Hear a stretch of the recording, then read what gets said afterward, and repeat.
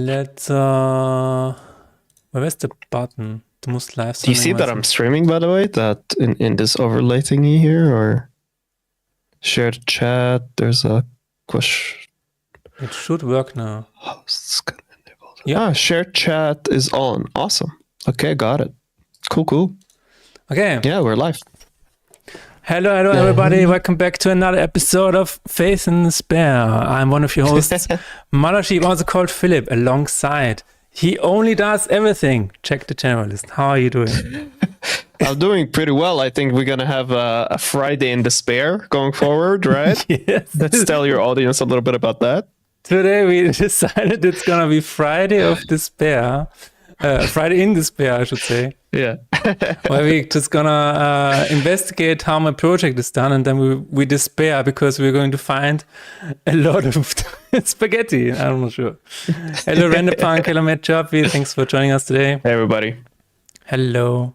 So, the reason we want to do a deep dive of my Unity project is because Jack wants to. Yeah.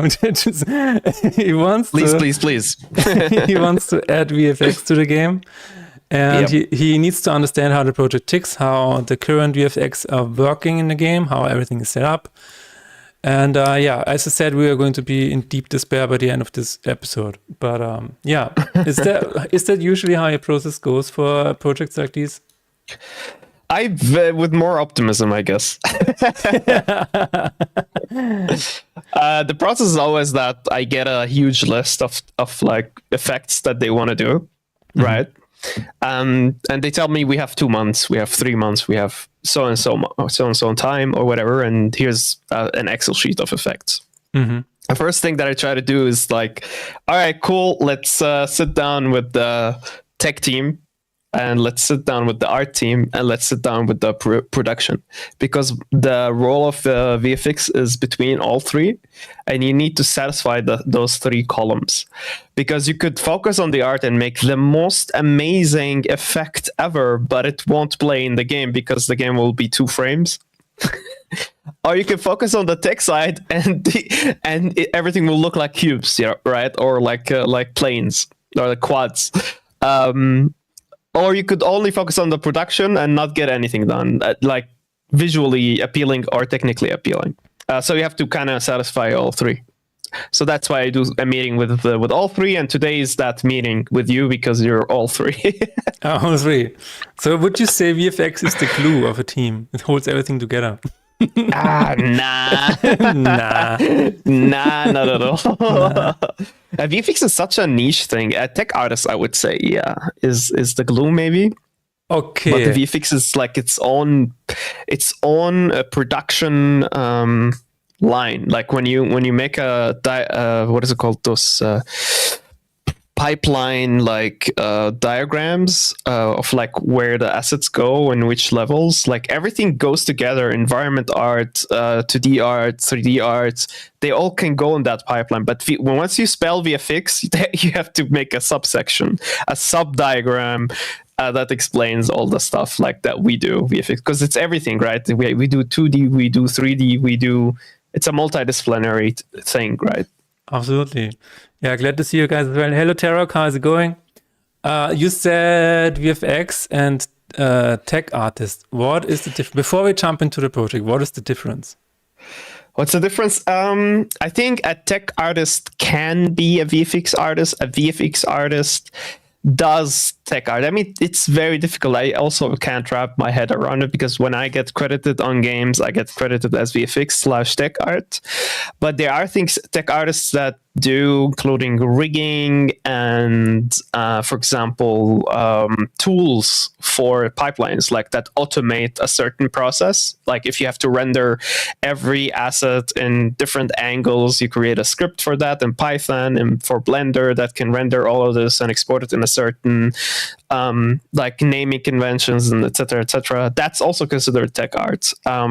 So it's hard to call yourself as a VFX artist just plain tech art, because although you could eventually do those tasks, you probably didn't do it, and it would do you a disservice because you only worked with shaders, which is considered tech art, and particles, which is also considered tech art. So it's a problem currently to identify as a tech artist. Like even when I went to Everything Procedural, which is an event for tech artists, I was only relating to 5% of them.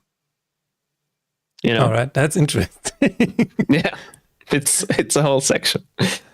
All right. In the email, it says something about demystifying shaders and a guy called Harry. What is that email? Who sends? Okay. Oh shit! Oh wait. Yeah, wait. I didn't change my streaming. The title. Okay. Yeah, The things you gotta do to stream. You know, people always say it's so easy to stream. No. There are at least 3 buttons that you have to click every time, and it's hard to click. I know, buttons. right? It's really annoying. I think my stream is black, honestly. Oh no, here it is. That's that's an interesting question. Do you think the entire demo scene is tech art? Demo scene? Yeah. Is that where they make like a demo scene for like small kilobyte? Yeah. Amount? Yeah, they mostly are technical artists. Okay. That they probably could like make their own engine eventually, or maintain an engine, or even create very efficient optimized shaders, like things. I think on this Everything Procedural event, there was a guy who made a demo scene for 46 kilobyte or 64 kilobytes, and it was like a whole animated scene and everything, like a movie. It was crazy. But it's funny because of the way he was explaining it. He was like, yeah, common sense. You do this and look at my tool. Well, obviously my tool does this. And I'm like, I have no idea what those screenshots are actually saying, dude. Like, you need to boil it down a little bit. Yeah, whatever. Of course, this is common sense. Of course, I'm doing stuff that has been that I've been doing for the past 20 years. Yeah, exactly. Like everybody will understand what I'm doing here. Yeah, my go live notification is all. I'm fixing it right now. Let's see. All right. We have ads in progress at the moment, so we have maybe 2 more minutes or whatever, where we can just talk. Yeah, no worries. Maybe we can go through a kind of an overview of what we're going to do today. Mm-hmm. What do you think? What is today going to look like? I think we could focus on effects, mostly where they're getting fired from, and which, like, how many types there are in the game. What is the logic that is driving them? Let's go over some shaders that you already are using, so I don't have to reinvent the wheel. All right. Most of the times. And let's create one of the effects that we said are priority number 1 today, right? So there will be a period in the stream where you will be working on your own thing. There will be a period on the stream where, I'll be working on my own thing. So we're trying something new today. Yeah, we'll figure it out. Fair enough. All right. I'm opening the Excel sheet that we created. Yeah. So because we have not talked about this last week, we also met, and we made an Excel sheet of all of the effects that are in the game. Oh no, of all of the effects that we want to have in a game, or that could be in a game. Then we made a priority list or whatever. And one of the things that was really interesting to me is that we listed the VFX on one side, but then we also had a column where each effect kind of explains what it needs to communicate. We could show it if you want, but I think it's boring. But basically what we did is we made the name of the effect.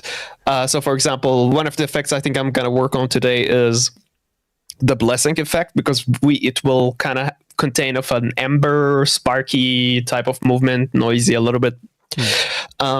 So we made a column for name of effect. It's called blessing active curse effect. The description is subtle, sparkly, static, right? And then the purpose: make blessing card feel more blessing. And the priority of that, we have 3 priorities. Priority number 1, priority number 2, priority number 3, and then we have a nice to have and a Schamomoy. The Schamomoy is basically an Austrian word for we'll see. We'll see about it. One of the words you need to learn when you wanna be in Austria. Schauen wir mal. Definitely one of the very first I've learned. But just for reference, we have around 31 effects. 1, 2, 3, 4, 5, 6, 7, 8 of them are Shamomoy. 2 of them are nice to have. And yeah, the rest is just priority number 1, 2, 3. Right. Okay. Do you have any last questions before we dive into the project? Is this for the chat or for me? Oh, both actually. I was mainly talking. I'm only talking to you, Jack. All right, awesome. Schau mal, Counter 2. Exactly. Yeah, for me, I think we should start with a simple example. What the goal of today, we need to make a quick cycle of production so we know approximately how long things take. Okay. So that will be our estimate for further work together. So we don't have to do any guesstimates, right? Sounds good. Guesstimates is like when you're like, oh, it's going to take me a week. And then the next thing you know, it's taking you actually 10 weeks. So what you do is that you pick the most repeatable effect that you could make modular effects from. And for me, in my opinion, right now is the blessing effect will be repeated as an amber effect later on twice, I think, or 3 times even on 3 different effects. So that said, let's see how long it would take us to get it done visually, get it implemented technically. So when you're playing the game, it's actually happening. And we go through the logic of where that is getting fired. So if we can do that this stream, I'll get an overview of how technically your project is set up, and we can play around with those before like getting too overwhelmed with the 9,000 line script that you have. All right. So you wanna just see my screen? Yes, please. Okay.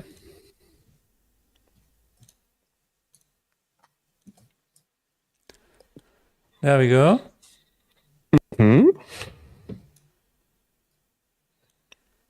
I'm going to test if Tarok is keeping up with the counter. Schauen wir mal. Okay, so you specifically said the blessing effect, right? Is the first thing that we want to take a look at. Which effect are we talking about when you say blessing effect? Is it when the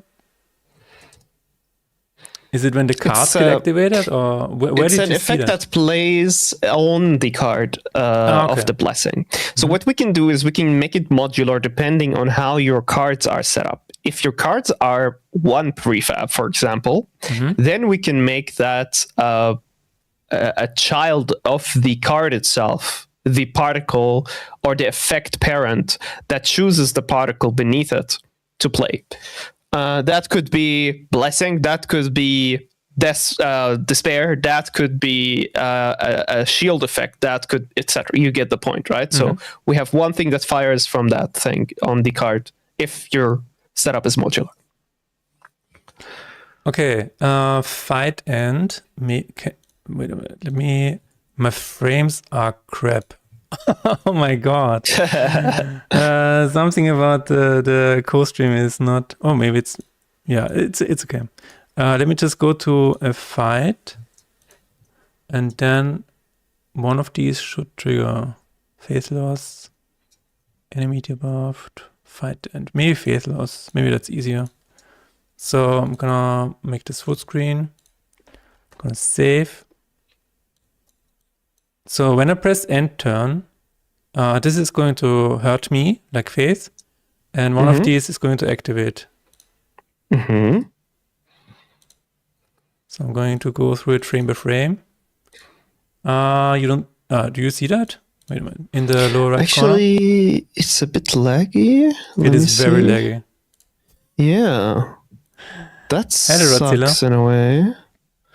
I mean, at the moment, it's just a paused screen, so.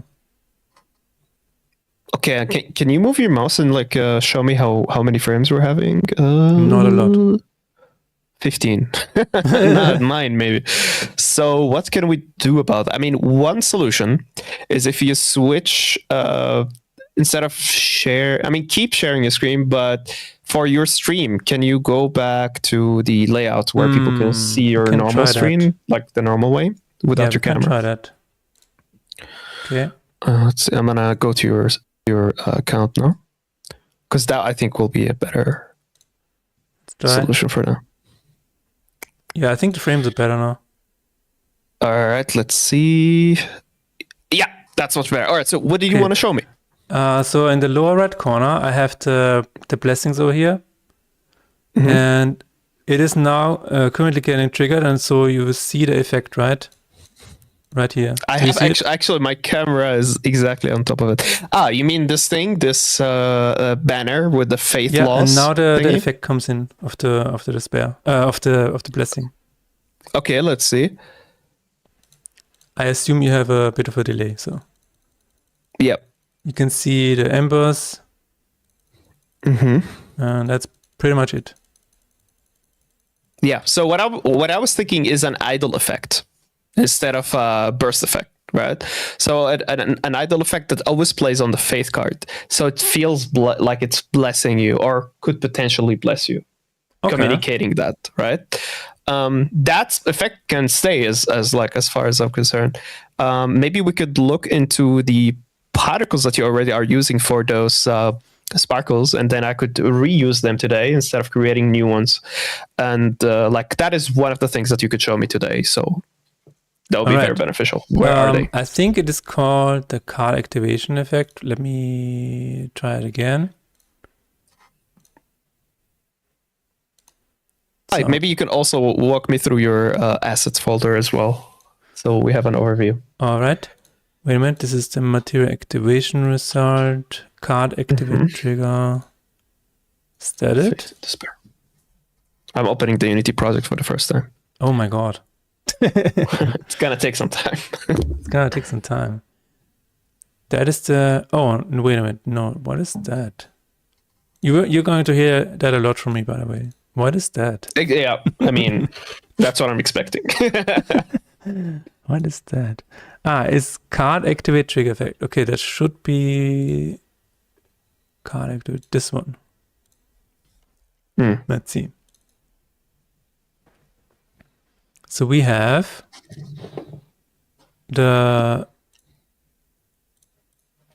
Oh wow, Rodzilla is here. Hi Rodzilla. Do you know who Rodzilla is? No. He's the creator of Material Maker. Hello. Nice to have you. He's a graphics senior. What is it, like graphics engineer? So basically, if you can see my screen, the particle system is just this one. Just keeping it. So in a prefab called card activate trigger effect, yes. Okay, I'm gonna write that down. What is the purpose of this prefab card? So whenever a card gets triggered, this prefab is spawned exactly at the location of the card that currently was being triggered, and it just plays the animation. There's an animation attached to it as well. Okay, so I can see myself playing with this a lot going forward. All right. Okay. Is there any similar ones from those prefabs? Yes, I would say so. Let me see. We have the confused effect. I mean, there's the card death animation. I assume that's also a prefab. Card new, card satchel. There is an upgrade effect. I'm gonna ask you really quick to put our cameras on either on the top or on the bottom, because people can't see the. Right. Good point. What is happening? Maybe at the bottom. No. Either at the bottom or on the top. Okay. Yeah, bottom is better, definitely. So the card upgrade effect is very similar, actually. It just has different sprites on the particles. just glowing stars. Yeah. Awesome. So that's these are the ones that I'll be working with. Okay, okay. Do you want more? Do you want to have more? The boss death effect, for example. It's very interesting. So what we need is an effect that always plays on the card. So that's probably going to be an effect, a separate one. So now we have card activate trigger effect. We probably need a card idle trigger effect. Thanks for the follow. Mm-hmm. Is this relevant as well, the death animation for this idle effect? Yeah. Let's see it. It's relevant generally for the general okay. work. This is basically the animation where the boss dies and then the card is just, it looks like it gets incinerated basically. Yeah.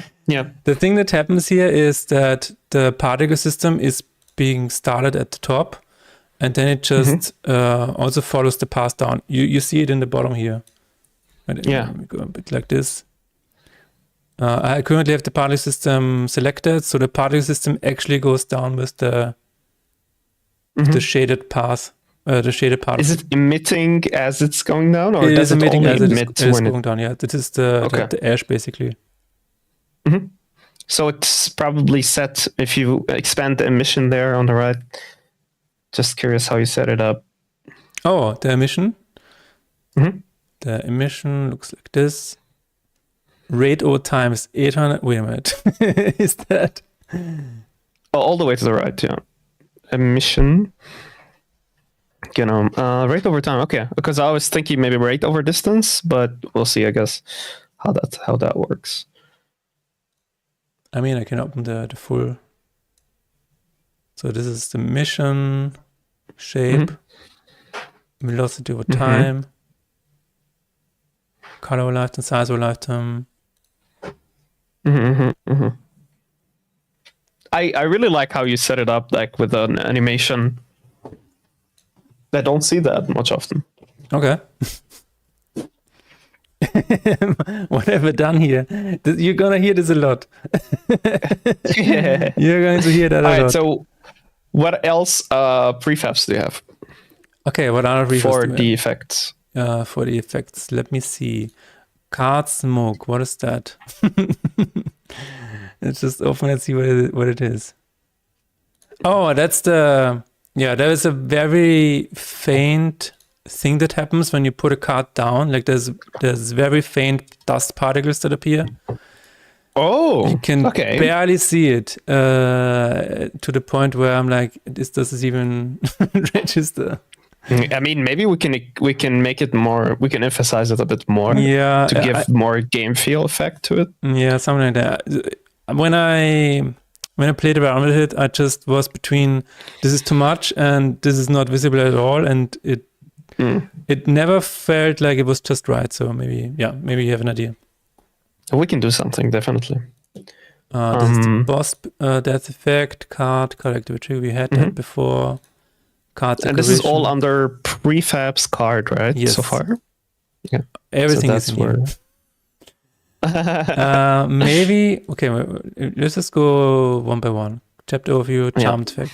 The charmed effect does not exist anymore because I replaced the charm with confusion. But let's take a look at the confused effect. It's very simple.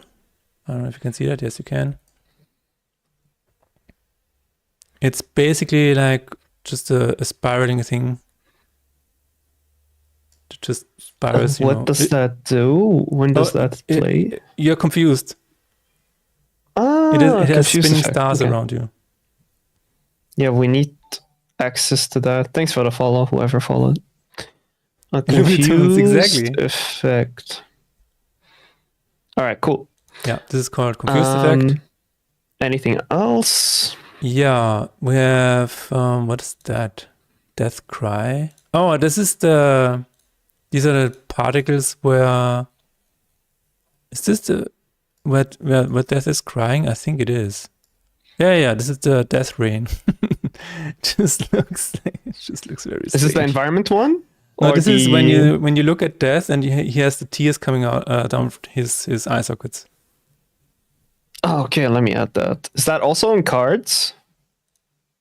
This is also in cards, yes. Everything is in. So Okay. prefabs cards means this is the prefabs of the card game, because the project is still called card game. Oh, okay. So Never changed it. Can we do a subfolder inside of card where we put those prefabs inside? We can. Because I'm thinking to actually make a template. So we have a VFX folder inside of the card. Then we put those different ones inside. So the confused effect, for example, that's a trigger loop end, right?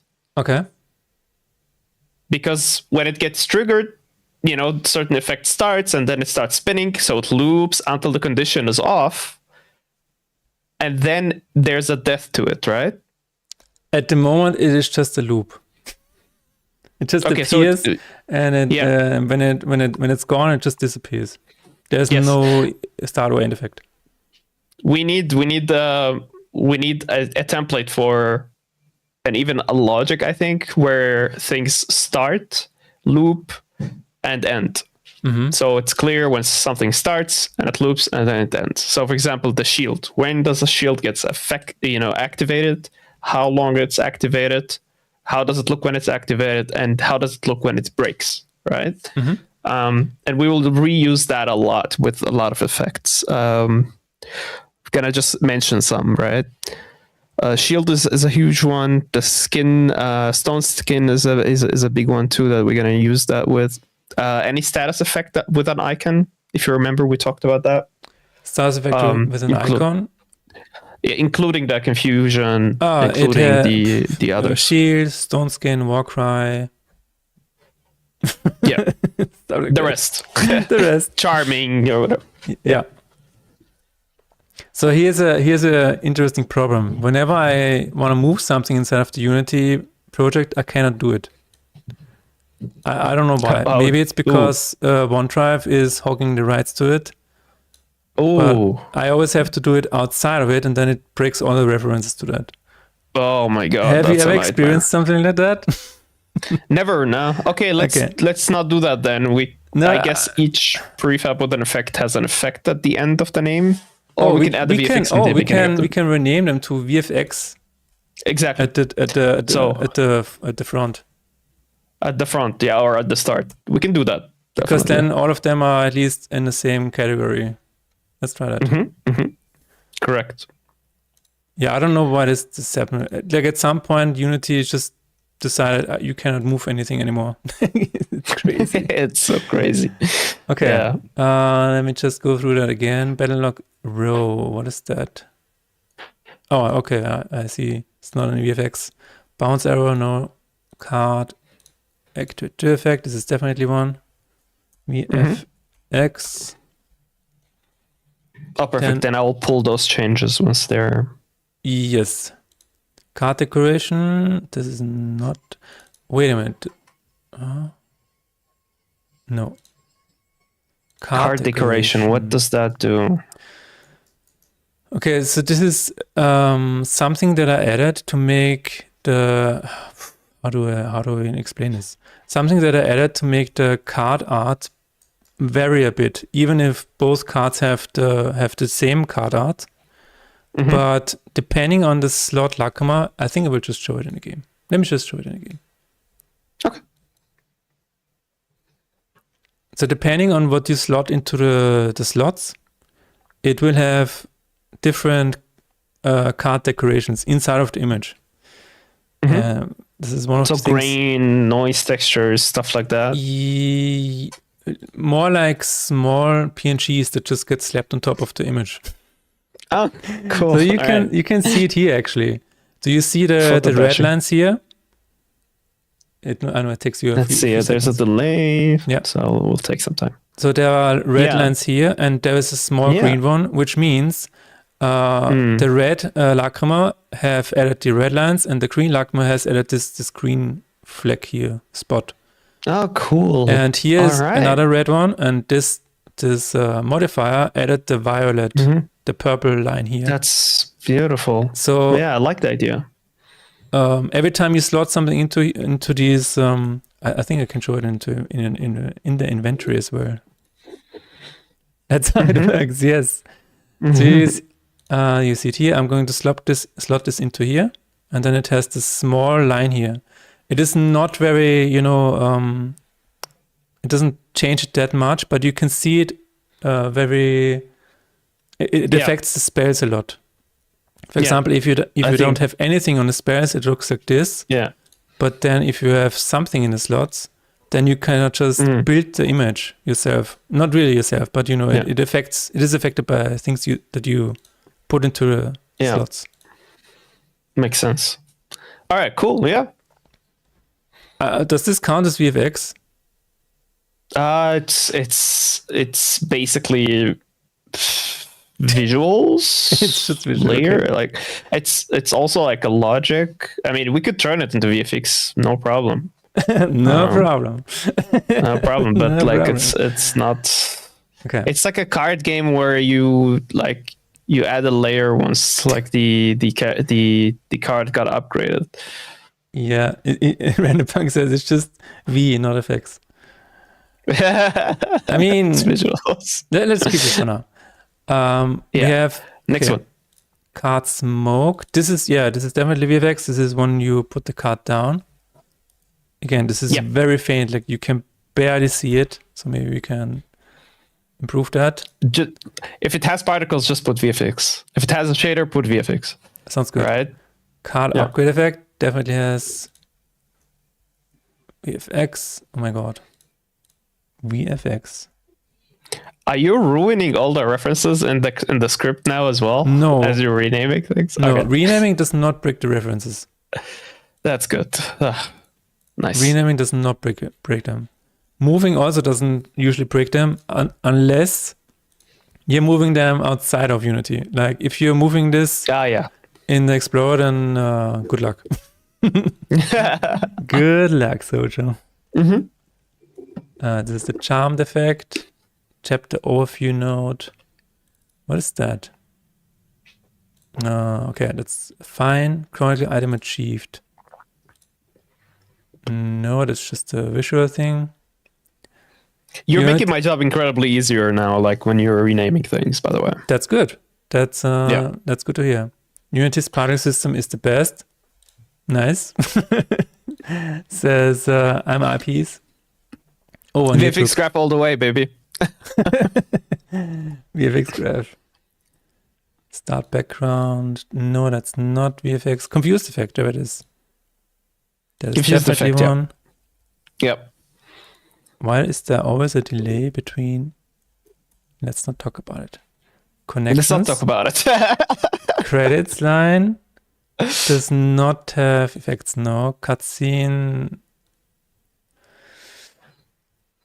No, but this is where death gets spawned into the cutscenes. So maybe that's important for later.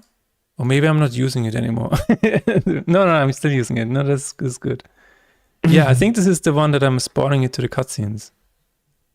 So this is not VFX, but maybe worth noting down for you. I will need to work on this. Yeah, so it's called cutscene scene. That's an actual cutscene scene. I'm just gonna put it here. Cutscene. That's the Reaper, right? Yes. I can also rename it, like since we are already here. No. The reason I remember why I called it this way, because I wanted to have actual background, like the beach, forest, hail, and whatever. I think this is where it came from. It's self-explanatory at the moment. Cutscene scene. That's fine. All right. So, yeah. Renderpunk says, "Do you need the bottom half of that cut so it whistles?" Yeah. No, I actually worked on this model myself, so I can do it myself if I wanted to. But it's not that big of a deal. But thank you for offering. Death Cry is definitely a VFX effect. It's the raining tears effect.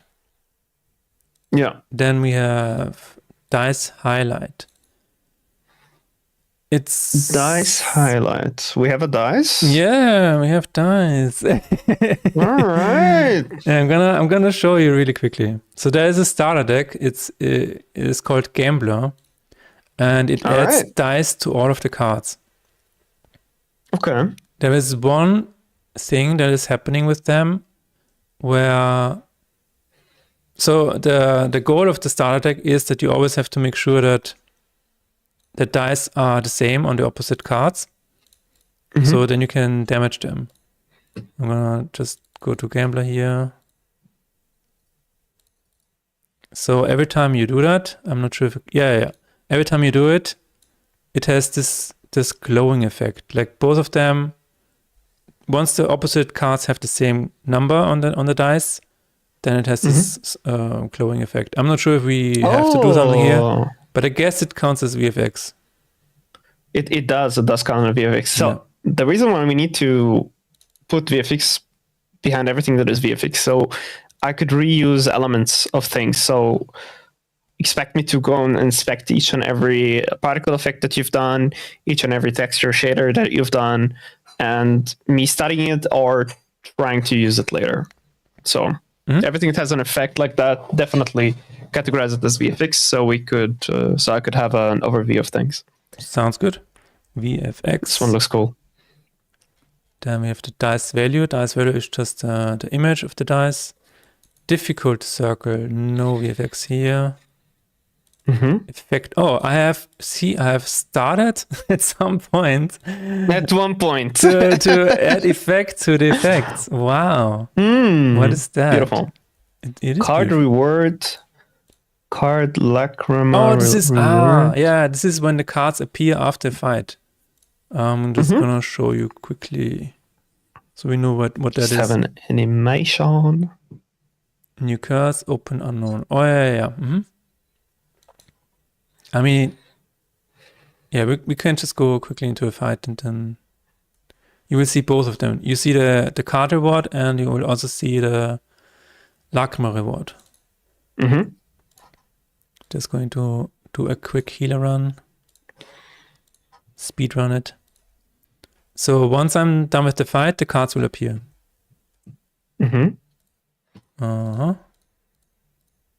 So this is the lacrima reward effect. Yeah. And then when I pick something. Oh, beautiful. I didn't get a card here, but the card reward effect is the same. Basically the same. Yeah. I didn't get one here. Swiping from. Yeah. Okay, I get it. Yeah. All right. Cool. VFX. Let's rename that. VFX. Then we have the lacrima reward. It's nice to see how things are broken down. Effect new curse. This is did you see, do you want to see that in the game, or which one? When you get a new curse? I think you've seen it. I mean, I've seen it, but I will have a look once you've done renaming and pushing those changes. Cool. I'll definitely look at the animations. What is open? I think each one has like an animation driver or animation file, right? Usually, yes, I would say so. Yeah. Okay. What is this? Effect open. Yeah, this is when you are on the map and you have an unknown, which is best. Oh my God, Rennerpunk. We are cursed again. There's a curse on the stream where somebody always posts the same word for no reason whatsoever. And it didn't happen for quite a while, but it happened again. But anyways. Okay. I'm saying it's good luck, honestly. I'm saying we are blessed. Whenever this happens, it's good luck for the stream. The souls are visiting us. Yeah, we kind of missed it. So opening an unknown is basically opening the question marks on the map, and then it turns into the real icon basically. And it is just a very small effect. I mean, you can you can barely see it. It's like bling. I can't really. Yeah, I see it now. Yeah, it's a cute thing. VFX. Okay.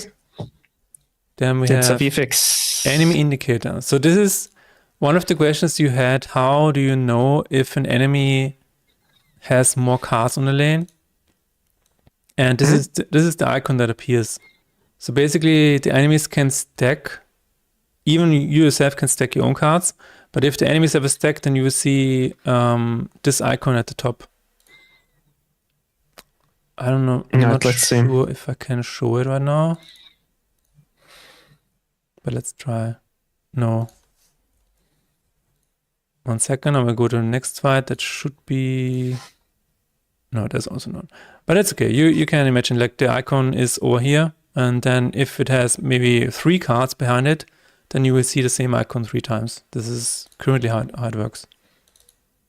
That was one of your questions that you had the last time. Yeah. I remember, but I don't see the icon. I guess you mean that once it happens. Once it happens, yes. See it. I was trying to make it happen, but it didn't happen. Then why would the enemy not actually have like a flipped version of the card?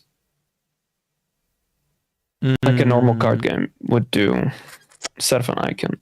Oh, it definitely has a... So you actually see the stack. You see the card lying behind it. I guess I have to see it. You have to see it, yeah. I think I can make it work. Just 1 second. No rush. It's good that we're categorizing the effects right now. That already are done. And then we probably going to have to go to the shaders as well and categorize those as VFX. Because not all of them are. Right. Let me go to my cheating system, and I'm going to add an exhume to one of them, so there will be more cards on the table. Creature plate, exile. Oh, what's the name? Force.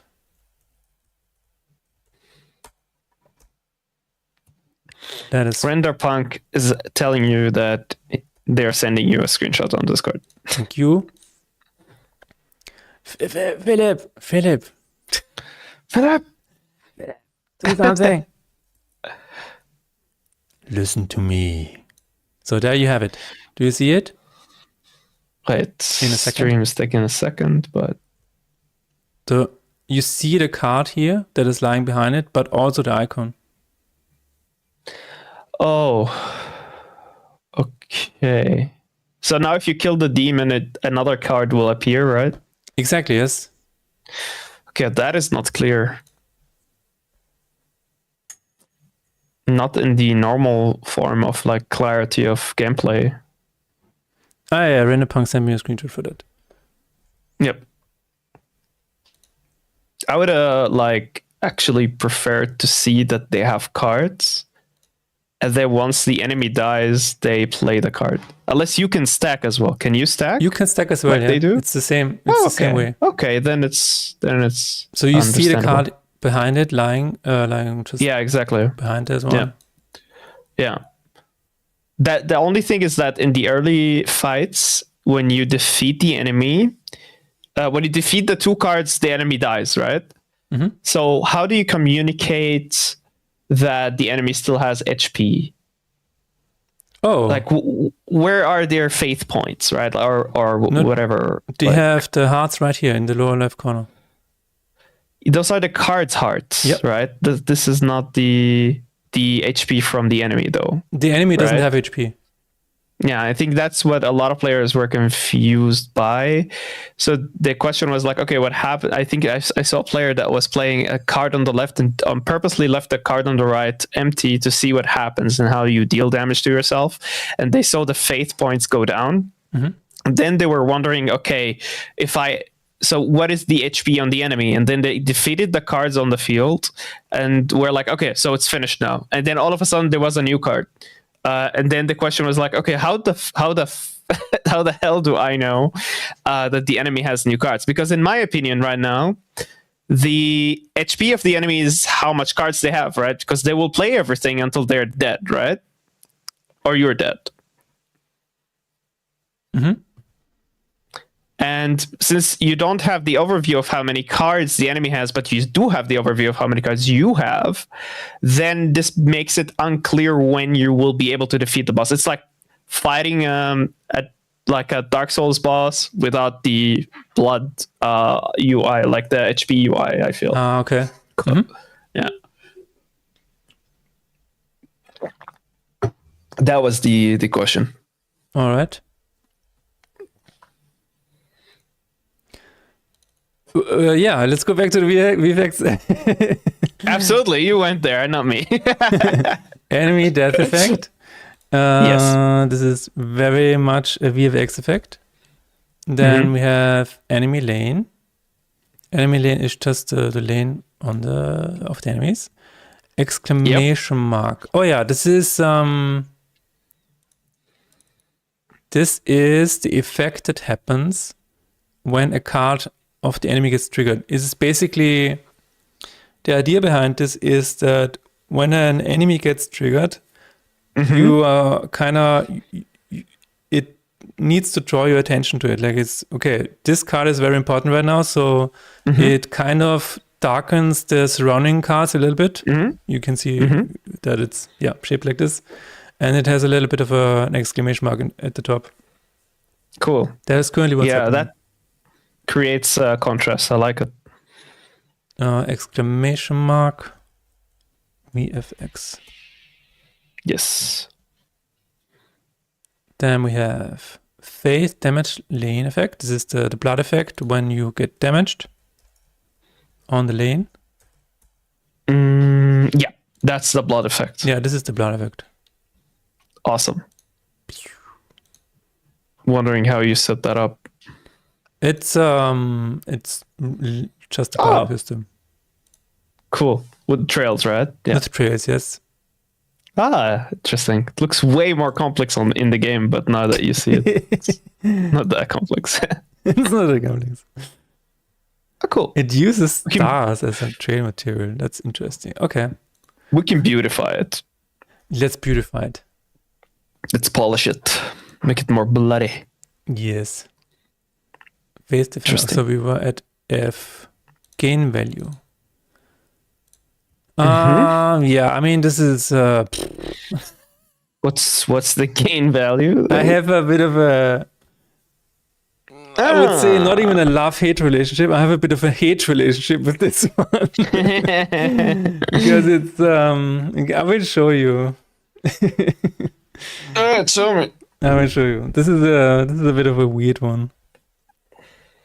So whenever you gain faith or lose faith, or you gain despair or lose despair, or whenever you gain gold or lose gold, there is this prefet that is being called. And by the way, can I ask you to share your screen on the Twitch thingy? I think it stopped sharing for some reason. I didn't share on a Twitch thingy because that dropped my frame rate. I stopped sharing it. Oh, okay. Yeah, let's not do it then. Then I'll do something different. No worries. Hello, I'll do something. Man, this is really hard to get used to, right? This whole co-stream thing. It took us so long we were trying to figure it out. It's hard. Oh my God, Nangi is in chat. How are you doing, Nangi? Nangi is a very old friend of mine. Very old, really, really old. We are both very old, but we've known each other for a long time. He's also a game dev. Awesome. So whenever I play a card, you will see that despair increases, right? And then you will see the number next to it. And I know this looks S. So it's, again, I have a hate relationship with this one. So I'm going to play the card and you will see the number appear in the upper left corner, okay? Mm-hmm. So you probably didn't even see it. It is right here. There it is. I know it's right above despair. Okay. So it's very quick. Here's the thing. Yeah. First of all, it's very quick. And the second one is when you gain a lot of these values, it just keeps going to the right. This is why it currently starts at this point. But okay. I will. I'm open to just redoing this completely and do something that actually works, because right now it just doesn't work at all. We need to make the communication of that you gain despair exactly more clearly. But then we have need three values to work with, right? Gain and lose faith, gain and lose despair, and or I should say increase and reduce despair, and then gain and lose gold, because this is used for all three of them. Okay, perfect. Yeah, let's see what we can do with that. I mean, you could categorize them as effects for now, because we need effects eventually, and the way you set them up will still be important for later. If it doesn't bother you to call them the fixed game value, then we should just no problem at all. Gold particle move. I am really proud of that one. Nice. So, tell me why. Because it was my first time that I used an actual, 3D model for a particle effect. Yeah. And I don't know how I made it happen, but I made it happen that these particles actually move to the gold display. Really? Yes. That's true. You made them simulate in world, and then you took the parent and you animated it on a path, right? I did not move the parent. I moved them individually. I individually? I accessed the particle system, and I let it give me all of the individual entities that it had spawned, and then I moved all of them separately. I need to see the setup of that, because it's exciting. Yeah, that is very exciting. I will just show you in the game. Yeah, please. Yeah. How it looks in the game, because it cannot be played without the game. Unfortunately. Yeah, of course, because of the logic, right? Yeah. So now that I have this, it's probably gonna give me a card, right? No, okay. Yeah. So this is currently how it works. It spawns off the gold. All of the gold, and then it moves it to the gold display. How it's... I'm gonna show it again. How does it work? Gold particles. Let's see how it works. Let's go. I have no idea anymore.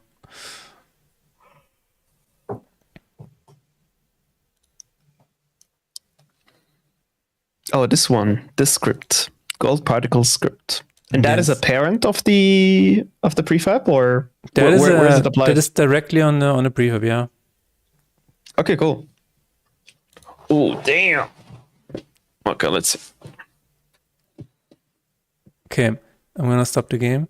So the way it is set up, this is the gold particle script, and right below it is the gold particle system. This is the current setup. It spawns the coins. It says coin particles emit. It emits the particles. And then it starts to move to target. What it does is it gets the particles from the system, and then it just iterates through them one by one. Oh, in a loop? In a loop, yes, and with a lerp. And basically... The lerp, okay. It also has a bit of a delay. So depending, the first one is being moved right at the beginning, and then it just sees, okay, the latter ones are going to be moved last, basically. Yeah. This is what this is. And then it just moves the particles position directly with a lerp.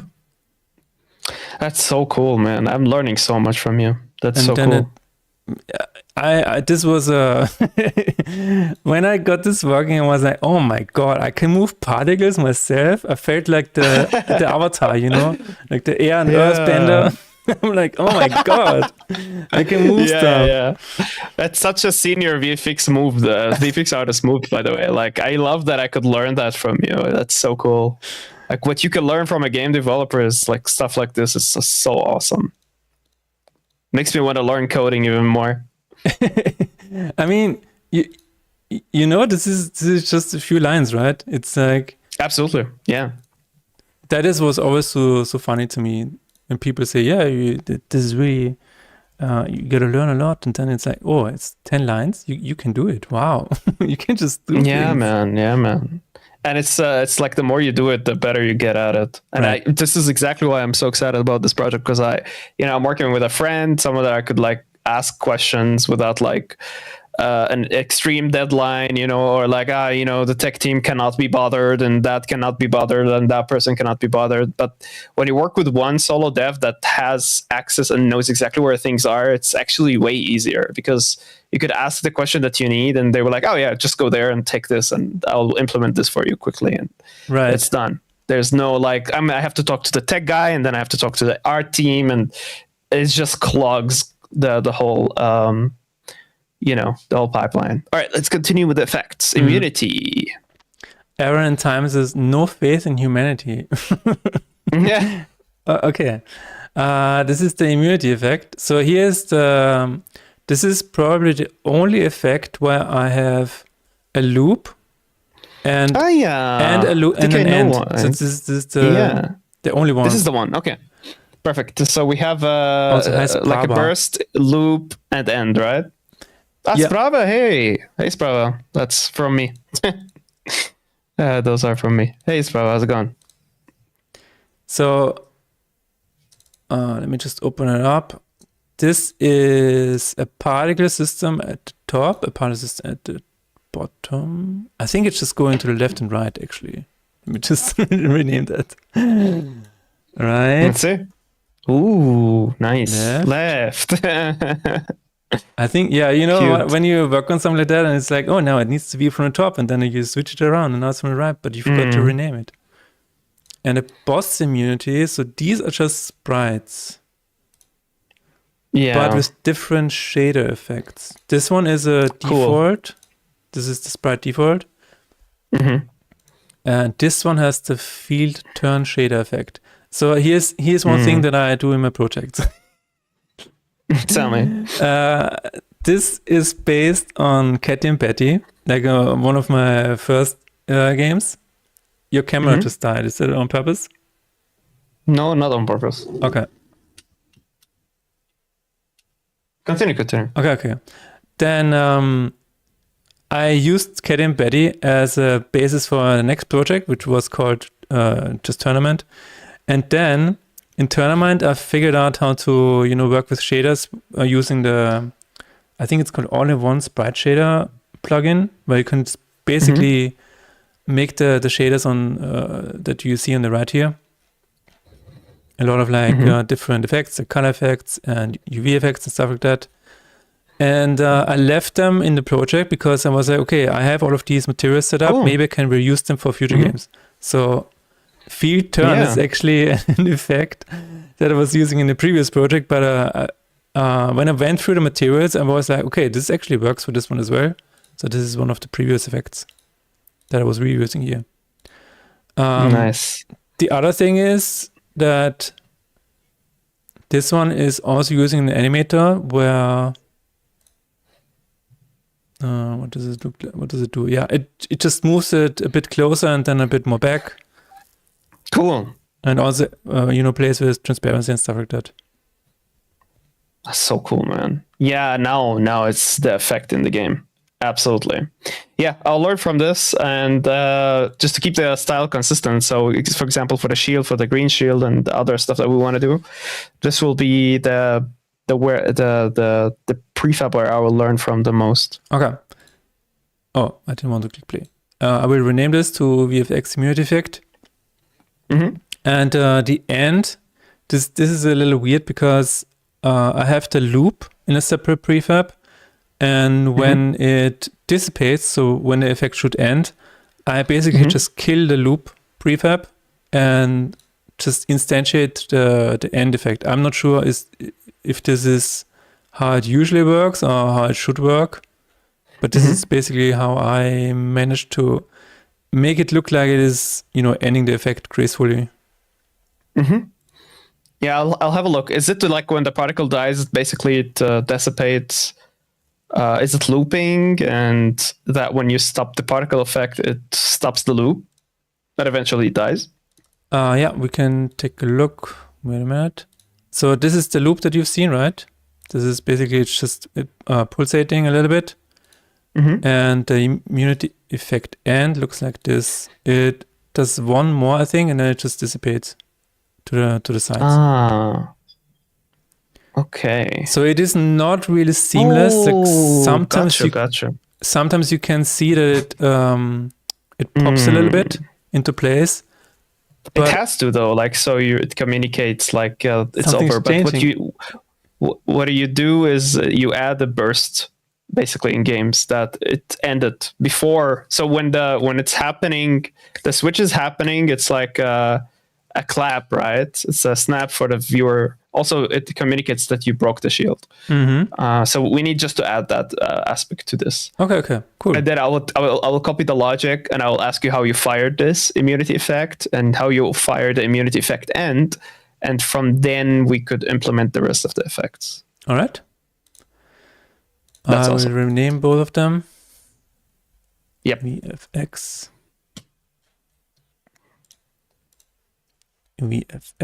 But I definitely think this is your best looking effect that you've done on this game. Cool. The immunity one. Thanks. It definitely sets the tone of how the other effects are supposed to look like. If that makes sense. Makes sense. Okay, gold cost display. Is this just display? Journal A. It is what it says on the tin. Keyword info, kills display, not an effect. Lacrima mastered.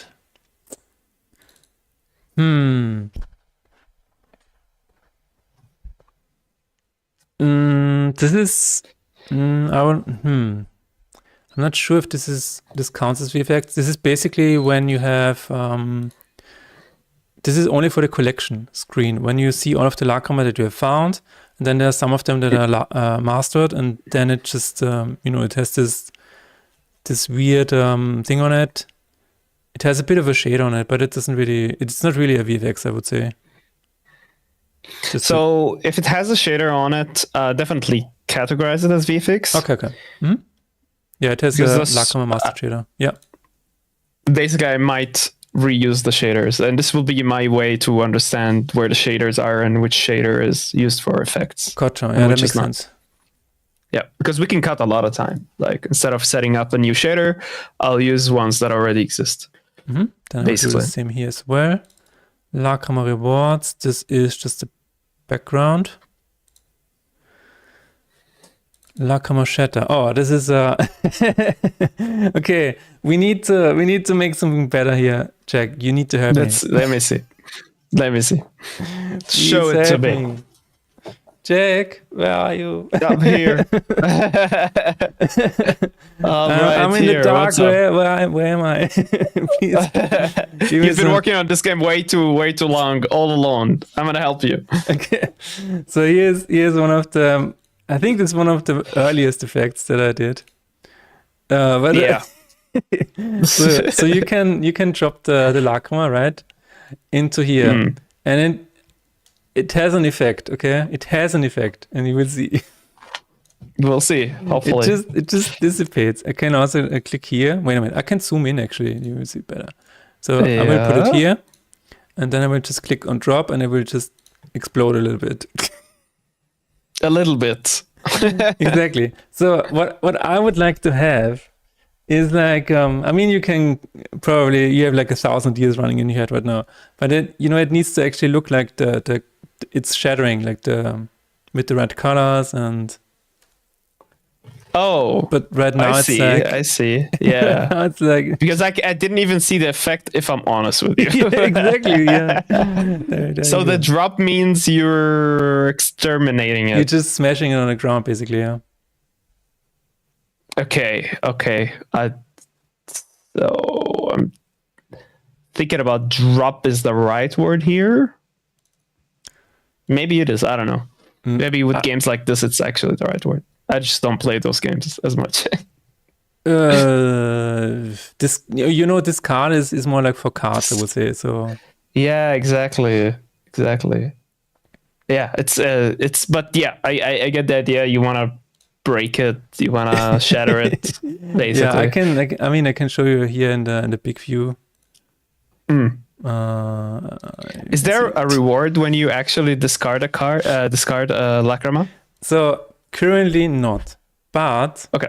I was toying around with the idea that it gives you Lacrima shards, basically, and then you can purchase something with the shards later on, like in a separate shop. That sounds interesting. I'm toying with that idea, yes.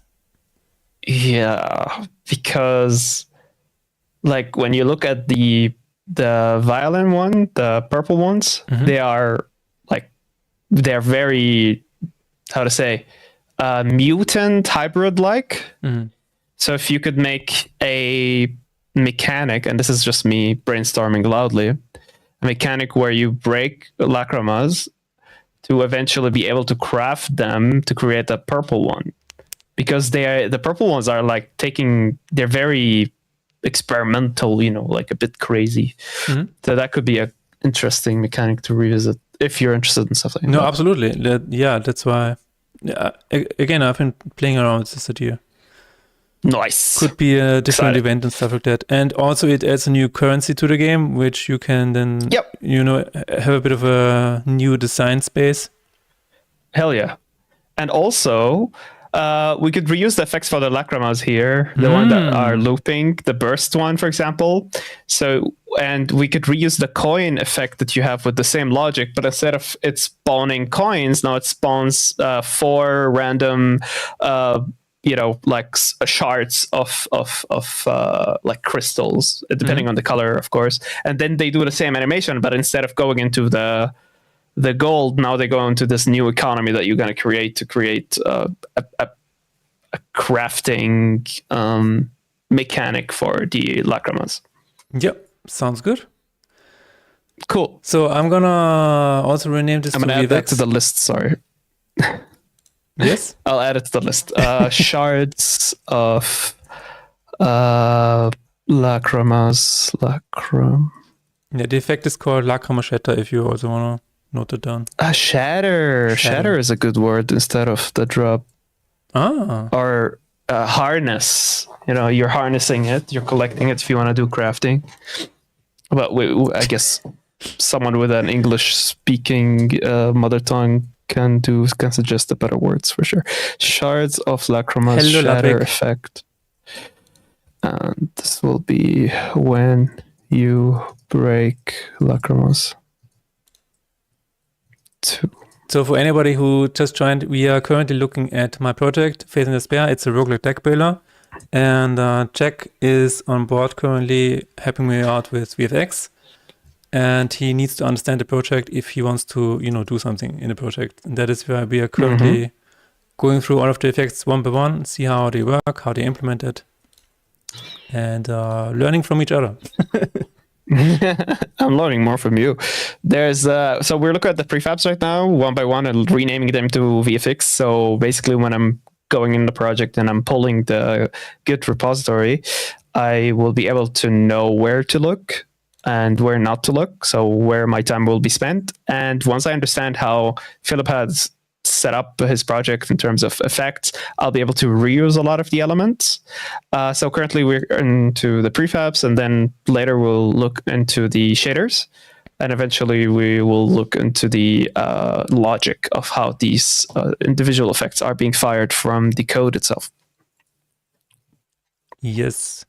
So I'm renaming this as well. This is whenever you select a new map fragment on the map. So whenever you go to the next area, this appears.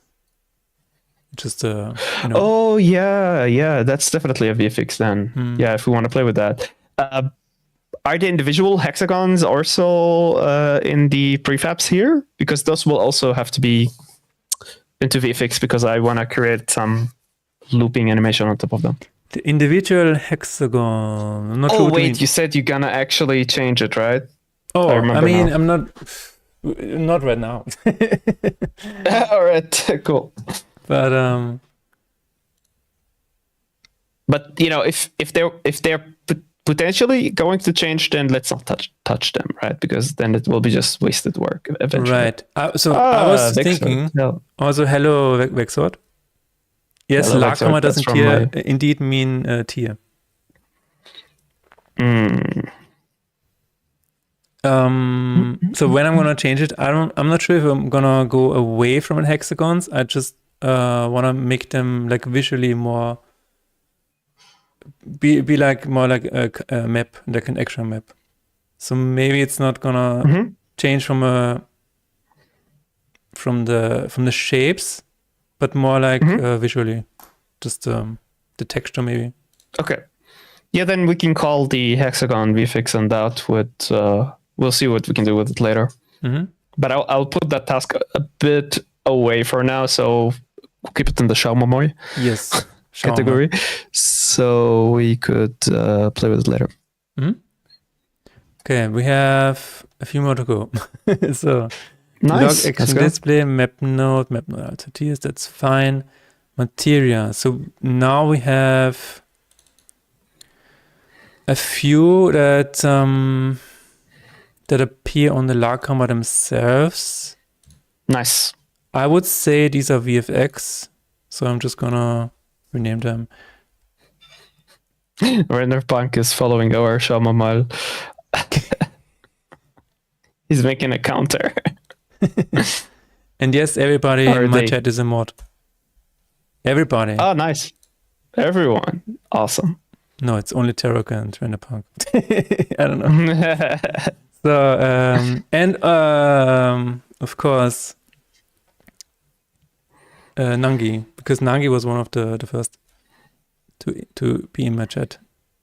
Nice. Materia cracked, materia locked, materia mastered.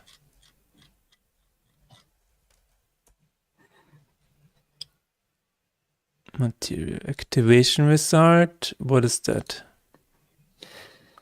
This is okay. This is the line that appears when something happens. When the Laghammer gets triggered. Not sure if this is VFX. It's more like UI stuff. It has particles, right? I think I saw it. This is not the effect on the Laghammer itself. This is more like the text that explains this is what happened. So the text itself doesn't have any particle effects. Okay. What is it called? Material activation result. Okay, I'm just gonna put it in here as a potential.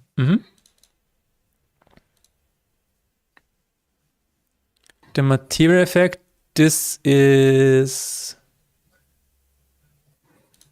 the particle system when something happens with the material, right? Circle thin white. Where's the animator? Hello, where's the animator? Does it have one? Oh my god, it's animated by code. Wow. Very fancy. Beautiful. Very material fancy effect. Damn. Yeah, it just scales the. All right.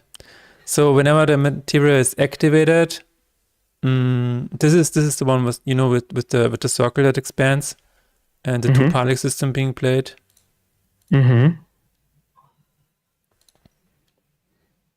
This is definitely VFX. Material activation. What does? This is the circle. Okay. Let's rename that prefab. Why is it animated per code? What did you do there? I only animated the circle that expands. Because right now it looks like this is basically a circle that expands. Yeah. I think I know. Yeah, that's definitely VFX then. 100%. Absolutely, yeah. I mean, and I'm also open to just changing it to an animator because that would probably make more sense. I'm not sure why I did it by code, to be honest. No, I know why. I know why. Because this appears a lot in the scene and an animator costs a lot of performance. Like if you... Oh, gotcha. There's a reason why in the statistics there is a number of animators currently being played. There's a reason for that. Yeah. I'll work on top of this material effect, definitely, because we need a material effect for each Laghammer now. So we need a green material effect, we need a red material effect, we need a purple material effect, etc., etc., etc. And we'll just create a variant from this, and we'll see how we're going to. Or I can make children of the material effect. I don't know how we're gonna do it, but we'll figure it out definitely. A child of this, I'm not sure. I think just duplicating that and You make your own Making a master new of it, prefab. maybe? That would Yeah. probably be better. Your own Yep. master prefab of the effect that you're going to implement. I think that's because if maybe we don't need this anymore. And then we have to throw the parent away. Then we have all of these children running around with no parents. Yeah. But I mean, the logic has to change because I think right now it's saying if it activates, then play effect, right? Because then it would be if it activates and it is of that certain Lacrima type, then this effect plays, right? That's the thing we have to prepare for. Yeah, genau. Genau, nice. Can we have a genau You're counter as well? speaking like me now. Nice. Wait a I minute. infected Wait you. a minute. Wait. like you now? Let me think about that. You're the Austrian. Who is the? Wait a minute. I'm the Austrian here. Okay. Yeah, we always joke that I am actually in Paris in Australia. So Paris is now in Australia because Vienna looks like Paris to somebody. Somebody pointed this out last time. He was like, when we did IRL stream in Vienna, he was like, "Is this Paris?" And I'm like, "Yeah, yes, this is Paris." And people always say, "Oh, it's in Australia, right?" And yeah, of course. So now we are in Paris in Australia. Nice. That's how it's not developed. Confusing at all. No. So this is the materia socket effect. This is the effect that plays when you actually put a materia into a slot. All right. This is the blink you got blink, inspired from the God of War. Exactly. Yes. Thingy. All right. So cool. This will be then the effect we will play for the heaviness of the Mm-hmm. We will do that. Vexot says, suggestions are always welcome, by the way. I would strongly suggest keeping it in code and just add multiple states to it that get used in different circumstances. Sure. What does that mean? I would strongly suggest keeping it in code and just add multiple states to it. I think so. From what I having see, one prefab basically. Go ahead. Yeah, from what I understand is that states in the code, right? Like you have you're saying you want to have a kind of a state machine in the code, which is more or less like a switch, depending on the effect you want to play. That is how I understand it. But it's how I understand it is that you would have we would have one prefab for all of them, but maybe I'm wrong. Yeah, exactly. Don't have suggestions are welcome. Yeah, suggestions are always welcome. Vexord. Absolutely. Vexord was one of the early viewers of my stream. Nice. Glad to have you here. Yeah. Hengaoxing Renchini. States in the code or switch, but on a single prefab. Yep. We both got it right, I guess. Cool. Okay, I'm gonna rename this to VFX. Please. The next one is Material Target Effect. This is the thin. No, wait. What is that? What is that? What is that?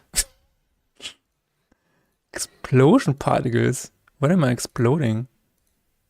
Nothing. It seems. Target effect. That's the hit effect. That's when a materia targets another card, and then this gets spawned on the target. Oh my god! Completely forgot about that. What? What happens now? Okay, I think we just need to see it in the game. Let's see it. Yeah, this is what happens when. By the way, Philip, sorry, I couldn't hear you. Go ahead. Now keep going, please. I interrupted you. Okay. So this was one of the original things that I added, so that at least something happens when you target something with a materia. How do I test this? I think like this.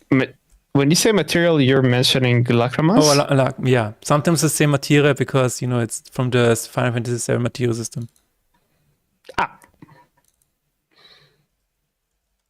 So let's see it. Yeah, I'm going to play this spell on this one, and then it should spawn this little effect on top of it. Wait a minute. There it is. Oh my god, you can barely see it. Do you see the yellow lines, the yellow dots that appeared and then they just slowly dissipate? This is currently it's very subtle. This is currently what's being played whenever something targets. I completely forgot about this effect, dude. Oh my god, this is how visible it is. I think there's a little issue with scheduling, I feel. Like there's a lot of things happening at the same time. Like the text is popping up in front of the effect. It should be effect, then text. How do you deal with scheduling? Is it something you... Scheduling is basically, I have a huge routine running. So whenever you press enter, it just starts a coroutine and then it just goes through all of the actions that it needs to take. For example, it just says, okay, now the cards have to attack one by another. And if this card attacks, okay, then it looks, do you have any triggers where somebody attacks? And if no, then we just continue. And it just keeps this is like this routine that just loops around, basically. Yeah. So can you be able to make tools that say pause for 0.25 seconds or things like that in the code? All right, cool. Because then we could like tweak those things, right?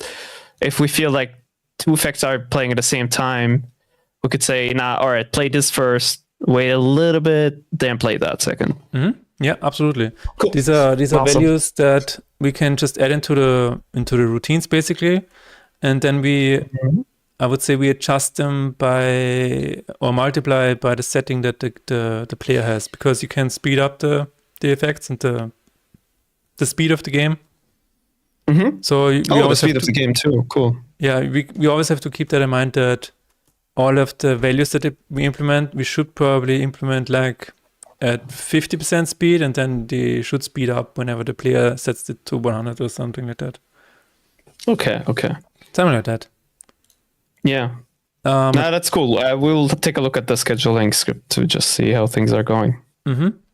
Material target effect. This is VFX, absolutely. Material target trail. So this is the faint yellow line that just happens. So basically, this thing. Yeah, this is the targeting preview, basically. So whenever you activate a card in your hand, for example, and then you move over the enemy, then it has this target preview. This is the faint yellow line. Yeah, and I think we need to give it a bit more geometry, if I'm not mistaken. Because it's snappy, right? Yeah. By the way, it's called materia. Materia. Materia, so it's normal like that. Oh, do you mean the name? Oh my god. Yeah, that's because it started as Materia. Do you want me to rename it to Lacrima? Is that probably no, all right? Good. I think I get the sense of like how it started. We can keep it like that. Yeah, I completely missed that, to be honest, because for me it's like, it's the same, but I can see how it's confusing.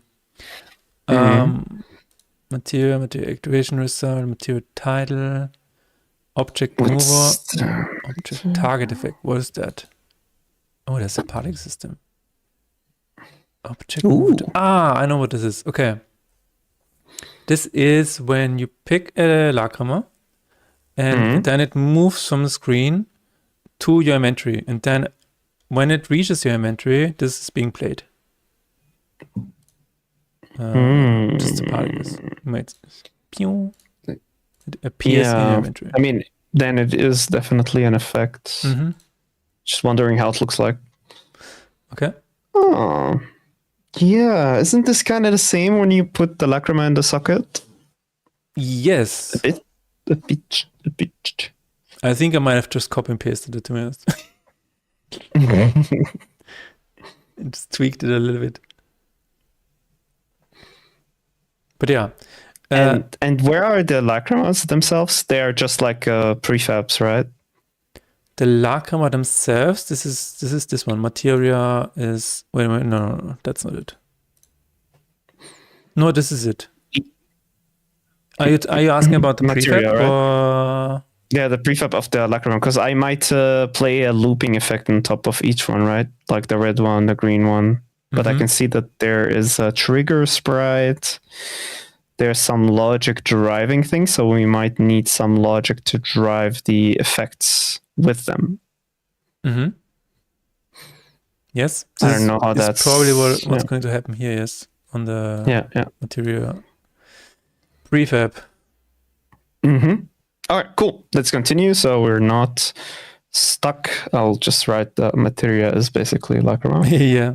The object. So here's a bit of a question. Object mover itself is not an effect. It just moves the object. But then we have the object mover target effect, where when the moving object is done moving, it just displays the effect, right?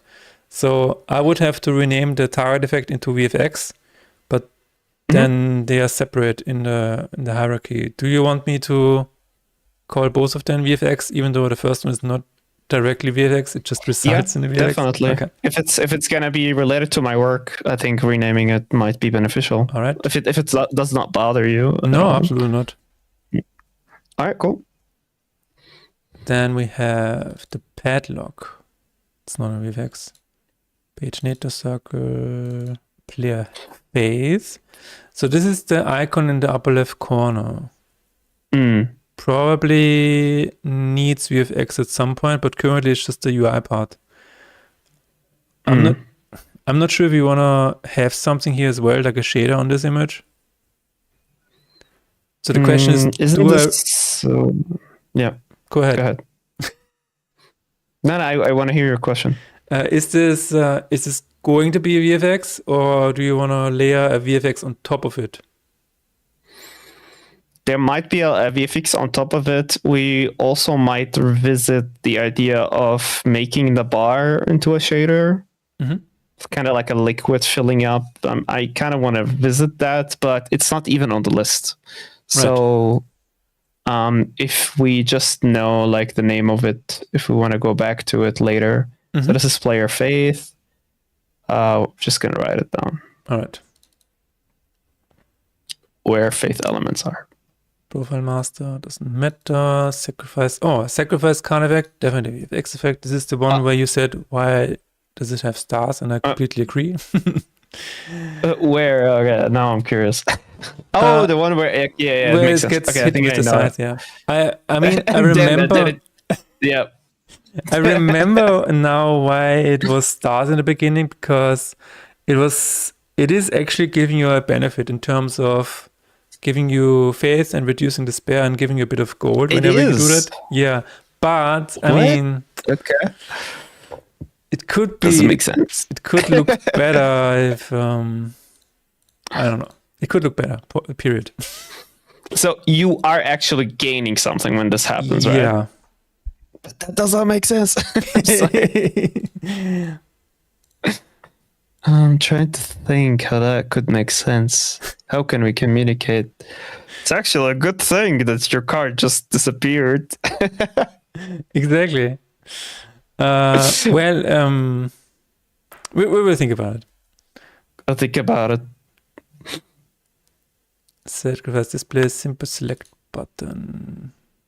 Simple select button. Nice. Sleep effect. Oh, this is the C's when a card is asleep. Asleep. Now I need to know. It's basically a stars effect. Cute. So it's sleeping. It is literally sleeping. That's too fast for sleeping. We have to edit that one. Sounds good. Yeah. Now that you say it, yeah. VFX. Yeah. I mean, maybe he's power napping. I need to sleep really fast.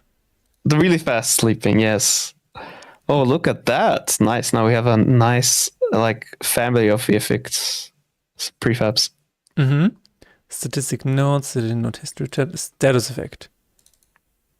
Status effect does not have any shaders or whatever. No. Okay. Target line. This is like the ooh. I could see all the different statuses here. Yep. Cool. Basically, you can see all of the icons here that are in use. Also, okay, that's awesome. Status effect prefab. That's where I could access the list of statuses and their icons. Exactly. By the way, I cannot tell you how many times projects actually fail to do this onboarding call. Oh, really? Yeah. This is the most important call. Oh my God. No one does it.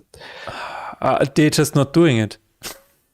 No, you just have to figure it out. Like, oh, what do you mean you don't know where the, like, of course I don't know how your project is set up. Idiots, like, yeah. let's sit down and figure it out together, because otherwise I'll just be doing guesswork. You know what I mean? Yeah, I was on a similar project where I started working, and I was like, oh, where is the documentation? Where can I, read something to introduce myself to the project? And they're like, what? What? Yeah. You figure it out. So I'm like, what do you mean? We're in pre-production. We just started 3 months ago, and it's like, I don't care. Please, let me know where things are, dude. Exactly. Yeah, this project, it was already released, and I was like, and a lot of people have worked on this, so I expected, this was not a solo developer or whatever. This was a kind of a small team, I don't know, 20 people or whatever. So I expected to at least have, crumbs or trails of people that went through this project before me, but nothing. I was like, okay, I will figure it out. I can figure things out, but it takes so much time. It's so much waste of time. Yeah, it is. Right? And then eventually they tell you, why didn't you do it that way? And you're like, oh, so there is a tool for this. Cool.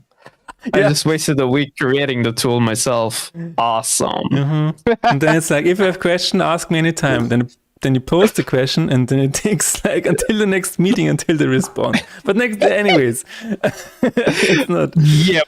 I digress. Thank you. It's exactly how it feels. Instead of just doing one 40-minute meeting of come on, let's sit down and get you onboarded, buddy. Yeah. So thank you for doing this. So this is the target line. Why do I have two different target lines? That's an interesting question. We have. Can you answer that for me, Jack? Why do I have? it was in the realm of figuring it out on your own. I can answer you that, of course. Thanks, man. Let me look into the documents. They don't exist. Just write down the question and figure it out. Thank you. Okay. Thank you very much. Thank you very much. And then people are wondering why things are not getting done. Anyways. Yeah. Games are expensive. Yeah. Well, games are expensive. Material target trail and target line. Why are the two different ones? I think there is a good answer for that. Probably. This is actually the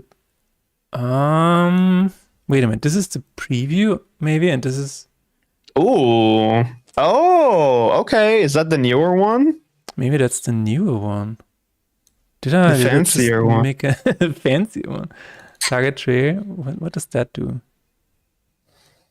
Does it have a script? No, it's the same thing. Why did I copy this? Let's see. Play it again. Why did I copy this? It looks smaller to me. I must have had two different. I can try figuring it out now if you want. Sure, let's see how that progress kind of goes. But I don't. I don't waste anybody's time, you know. Sure. Yeah. I don't want to waste anybody's time. Trail effect. Show trail from point to target. So this is when what happens? Show material effect. This is when things already happened. So this is not. Oh my god! This is. Oh, the 9,000 script. Hell yeah. No, we're not talking about that. Yeah. It's used 92 times. That's crazy. Ah, this is here. Okay, this is when it already happens. So, which one is that? Yeah, exactly. Show trail from point to target. Instantiate trail effect.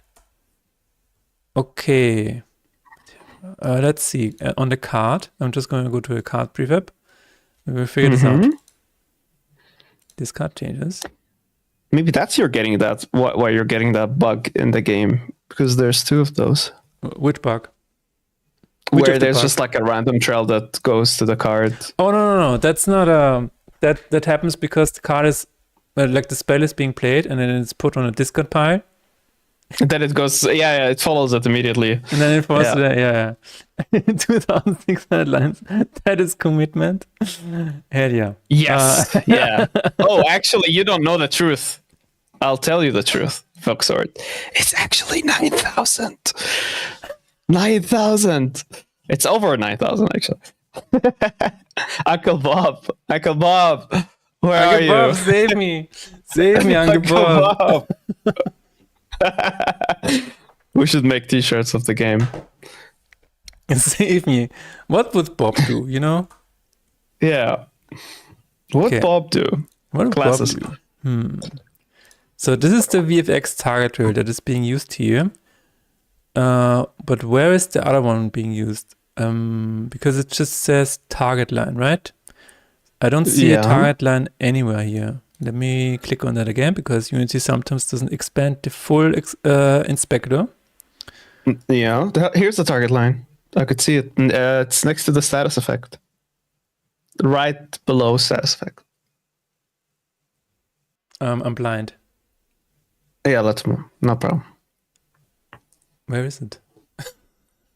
No, I was talking about the project itself, but I don't see it here. Okay. Yeah. No, I was trying to find where it is referenced in the card script, because at the moment, isn't there a Unity select dependencies type of thingy? Wow, really?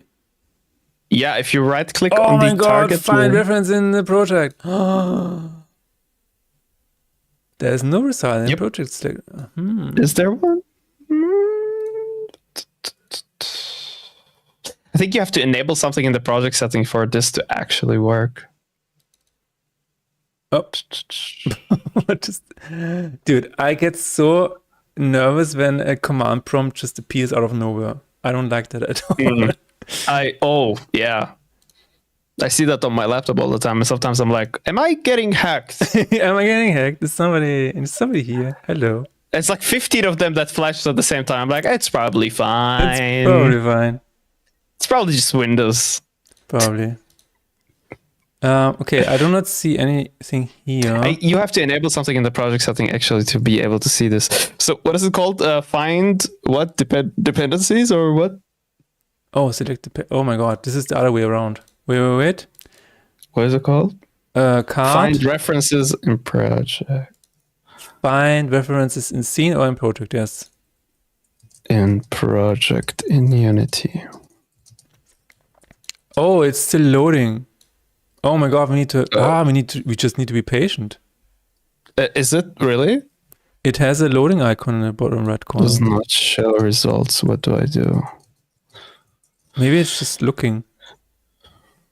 I think that there is a project settings thing that you have to enable, but I'm not entirely sure which one it was. Or if you know something that is actually being used, we try it on that first and see if it works. Überhaupt. The question is if this is used at all. I feel like target line is not being referenced anywhere. Yeah, that's what I'm trying to say. Like, try the status effects, for example. Try this find in project, and if it works. Status effect, target line, like where could it be? Maybe on the card slot itself? No. Okay, I'm gonna look for target line in the entire code. Maybe that's something we're gonna do. Preview target line. Okay, we are in card game manager. Okay, what are you doing with that? What are you doing with that, sir? Instantiate. I think I officially killed your chat. No one is chatting. I'm sorry, guys. Feel free to chat. It's perfectly fine. Show card material targets. I guess this is, where is this used? Show card material targets. This is used in show. This is used when you move your mouse over a card. All right. There we have it. Oh, the target line? Yeah. So I'm not sure why there are two different ones though, because they are probably doing the same thing, maybe with different delay or whatever, different decay. Yeah. But now we at least have the solution. Yeah. This one is target line is, I'm gonna add it to the name. So I'm gonna say target line for card details. Yep. Target line VFX target line card details. And I still don't know exactly where this plays, but okay. This is whenever you move your mouse over a card, and then it says, and then it just tells you the preview of where the material are going to target on the card. But I will just show you. Yeah. Meter types. Yeah. This is exactly how you get 9,000 lines. Nice. Redderbuck said that he doesn't want to distract us, but we will do this every Friday, so it will be Friday in despair, and we need some faith in the chat. So. Right. Every Friday except next Friday, because that's my birthday. I will not be here. Happy birthday! Yeah, May 1st happy birthday next week. Happy future birthday, child. Happy future birthday. What will you be? 29? Yes. Yes. So this is so this is what happens when you move your mouse over this card, and then you see the faint yellow line. That means that the red one is going to target the creature below it. This is what target line is. Okay, but is it always for the red? No, it's for all of them. Like even if you have this one, then it also shows a target to where you're going to play the spell for. Gotcha. Okay, cool. Maybe we can give it an arrow tip, but we'll see. We'll see. I think it needs some love, like a bit of love. We could all use a little bit of love, to be honest. Yeah, okay. I mean, yeah. Especially on Friday. I mean, for you next Friday as well, but okay. Black Awesome. Yeah, we're almost there. We're almost reached the end here. Almost reached the tipping point. This is a tip Lakama action defense. Why is this is okay. What is love? Baby, don't hurt. Yellow target line. Yellow target line. 9,000 lines. Sprout. These are just used for the tutorial. So they're just appearing when you see the tip for the Lacrimon. Yeah. You know what? These are amazing to play to test things with. So let's actually give them VFX names. Okay. If you're okay with it, or you duplicate them, make new ones or whatever. But these are perfect because I could see myself playing around with these. I will rename them to or I'll note that down here. Call it tip. Okay. I'll duplicate things on my own. No worries. Cool. Total cost. I might also, sorry to interrupt you. Yes. I might also make a duplicate of the scene, of the main game scene, and call it Effects Playground. Sounds good. All right. I don't have anything against that. No. Yep. Okay. Cool. Keep going. Sorry. No, no, no. I was just thinking like, what could be the downside of this? There's no downside, right? Well, I don't think so. Not now, at least. Okay. We have the unlock card particles where you see that you have unlocked a new card. So it just keeps showing you stuff. Yeah, there's just a bit of repetitiveness with those sparks, man. Needs some love. We might. Yeah, that's where I'm gonna go through each and every VFX and try to see where things can, get enhanced, in terms of like randomization, a bit of different textures to play. This is when you wish unlock list the game, guys. Go ahead. This is when you unlock the new Lacrima. It's just Oh, what happens there? What? You unlock it? Yeah, you unlock a new Lacrima. It's in your just face. spawn bunch of sparks. I love that you're using the same texture. Saving on memory, hell yeah. Who needs saving on memory? Unlock Lacrima. VFX. Okay, and then we have... Oh man, we're gonna do some interesting stuff. So this unlock lacrima particles might also be an unlock lacrima particle depending on which lacrima it is. If it's a yellow one, red one, green one. Nice. I love it. I'm gonna add it to the list. To the list. We are officially through the list. Jack. What do you mean? We are officially through the list. Okay. Yeah. Next, I think we could do a little break. Yep. I'll go to the bathroom, but we could go through code / we could go through shaders. If you have a shader folder, because I'll see myself playing around with a lot of stuff. That's a good point. Yes, materials. I will just open it for now. I think this is no, that's not it. Not entirely, but we will see. Yeah, after the break, everybody, subscribe, follow, whatever, and do whatever until we're back. Be right back, guys. All right, be right back.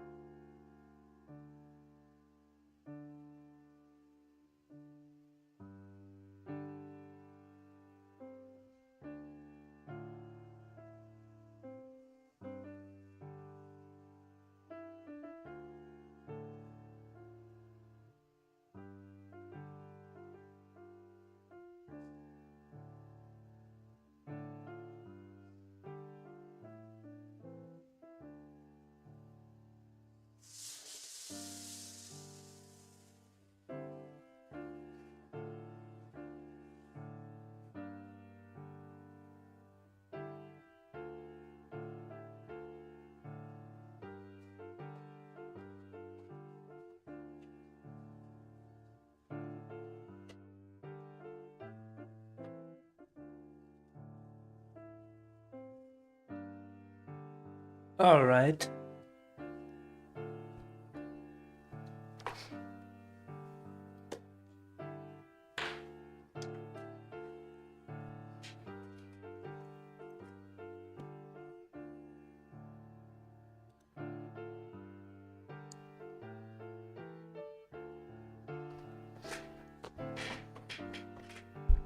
How's everybody doing? We are done with the list of VFX now. Now we are probably going to take a look at the materials, the shaders, how maybe the code is set up. We will see.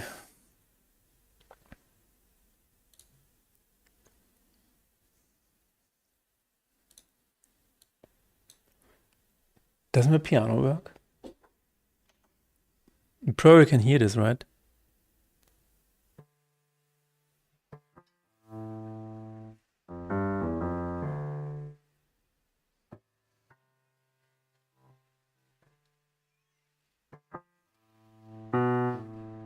I'm feeling stuck with our descent DP. Can I get past some barrier? I said to myself, oh no, what is the barrier?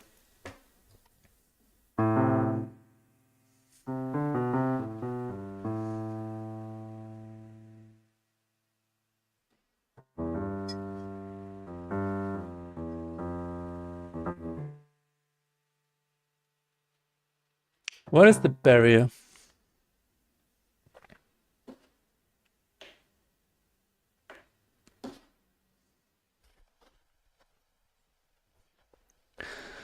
Is it something, a goal that you have set yourself, that you can read my tracks sound fine as their own things and sound really terrible compared to other tracks on the album? Okay. Here's something that I usually do in situations like these. When you... Hello. Welcome back. We just answer a question that Renderpunk said. Renderpunk currently has a problem because he's collaborating with another musician on an EP. And the problem is that the style or the sound clashes a bit.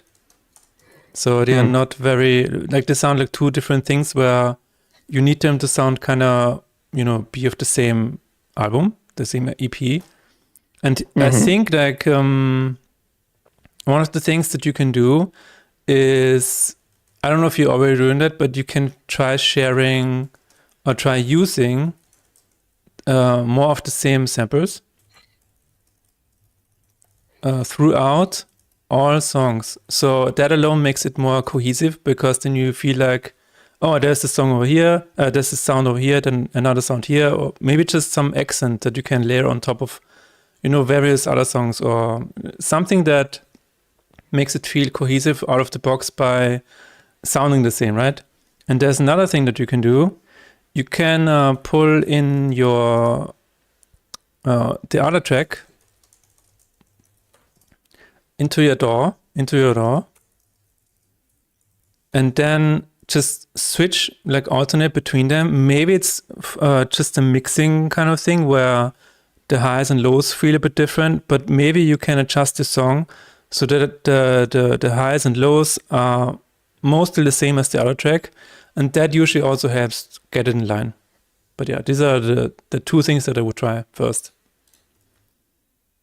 Okay. They just don't fit sonically. So again, maybe, figure out a way to share some samples throughout the songs and make it a bit more cohesive that way. Usually it's just drums that feel a bit off when they are very different. So maybe you can just use the same drum samples. Anyways, welcome back, Jack. How are you doing? I'm pretty good. Feel free to chat with the chat, no problemo. I'm looking in the scene. I went into card game right now. Just getting a bit familiar with it. But yeah, if you're ready with the shader/scenes, we could dive into it a bit more now. Let's do it. I'm ready. Well, thank you, Renderpunk. I hope it goes well. I can also, what, Renderpunk, one last thing. If you want to send me something, like from both of you, Emotab and from Renderpunk, from you, maybe I can also figure something out if I listen to them side by side. All right. Where do we start, Jack? We could start with materials and shaders, I think. All right. The prefabs. Let me just look at VFX. Then we have card slot. Where are all of the materials?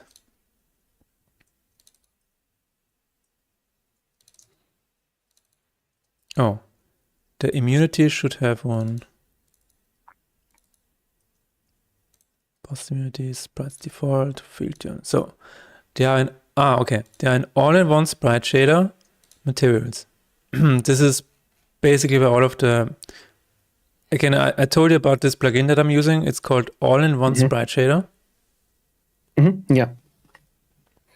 And if you go to all-in-one sprite shader materials, you will see all of the materials that were created with that. Nice. And this is the properties of this plugin. That's awesome. Yeah. I guess all of these things are saying something to you, so I will not even go through them. Yep.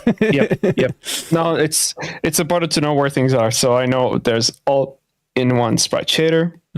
I know it has materials of different properties that are being pulled from one master shader, I guess. And yeah, there are some scripts, some textures. I'll just have a look on my own time, no worries. And these are the things you're using inside of the particle system / the different shields materials, right? Exactly. For example, here I have the boss immunity effect. This is the wobbly effect, I think, like where it looks kind of like a wave. And this is from the material field turned. This is from a previous game, but yeah. And basically it is has an overlay texture. It has this wave effect right here. Gotcha. So if I disable that, you will see the difference immediately. Stuff like that. Yeah, that is self-explanatory. Perfect. That makes my job super easy. Cool. I'm excited to have somebody here that actually knows what they're doing with all of these settings. When I make an effect here, I'm like, what does this do? Cool. Okay. Yeah. This is gonna be like playing with toys for me. So it's gonna be nice. Really, really fun. I like that approach. Okay. Yeah. All right, cool. So we got that part covered, shader / materials. This is everything is being pulled from the all-in-one sprite shader, correct? Say that again. Most of the things and the effects are being pulled from the all-in-one sprite shader folder. Yeah, I don't use any other but let me think about that really quickly. All right, think about it. There's a camera effect shader that uses a shader code that I've copy and pasted from the internet. That is not all-in-one sprite shader, but it is in scripts. Where is that? That's a good question. I think it's on a camera. Let's go from there.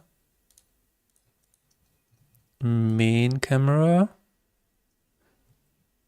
background camera material. It's called Doctor Post Processor material. I had a phase where I gave all of my scripts names and stuff. For example, I have the sound manager. It's he even had a background story, but I deleted it. Anyways. This is the custom shader right here, yes.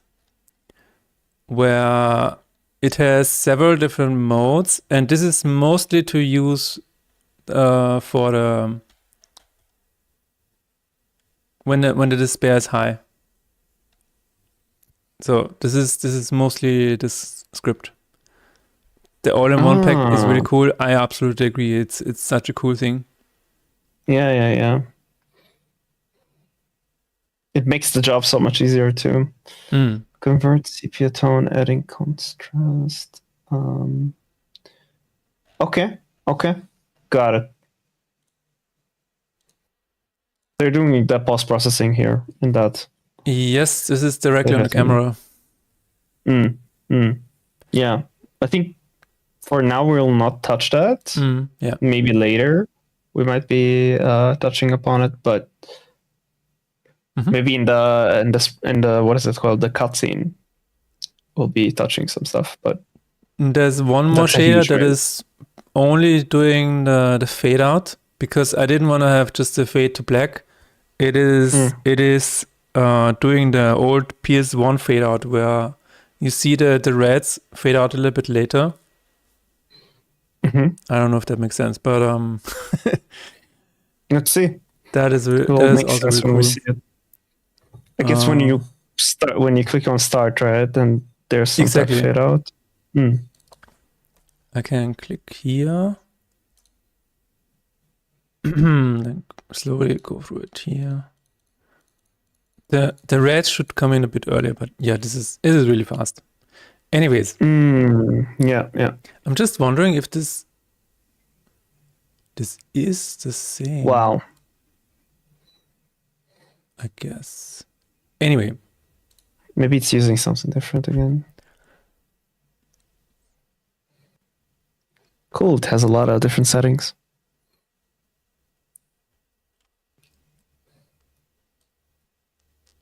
All right, where to next? Scenes. Oh, I only have one scene. Okay. It's just a card game scene. There are no other scenes. Okay, cool. Then how are these effects being fired up in the script? Which script or scripts for that matter? Yes, Ludwig, we are. So Jack maybe Jack wants to answer this, but basically, yes, Jack wants to build everything so it is modular and scalable. But you answered it. Better probably. Yeah, it's we're thinking modularly. I mean, there's a lot of modular effects that Philip already worked on, so I'm planning on reusing a lot of the stuff that he already implemented and created. And the idea is that we create effects that we are reusing over and over again, and also creating parameters that we could hook directly to, for example, how much damage a card gives or deals. And we hook that to like the number of particles going forward, or we'll figure something out so we could scale the effects as well. Yes. So I'm currently looking at where we are going to look at an effect that is getting triggered. Material effect. We can look into, since it's the first task that I will tackle, back to the quick cycle of production idea. We could look into the effect that is playing on the blessing right now. Okay. This is the card activation effect. Card activation. I need to see where it is. Card activation.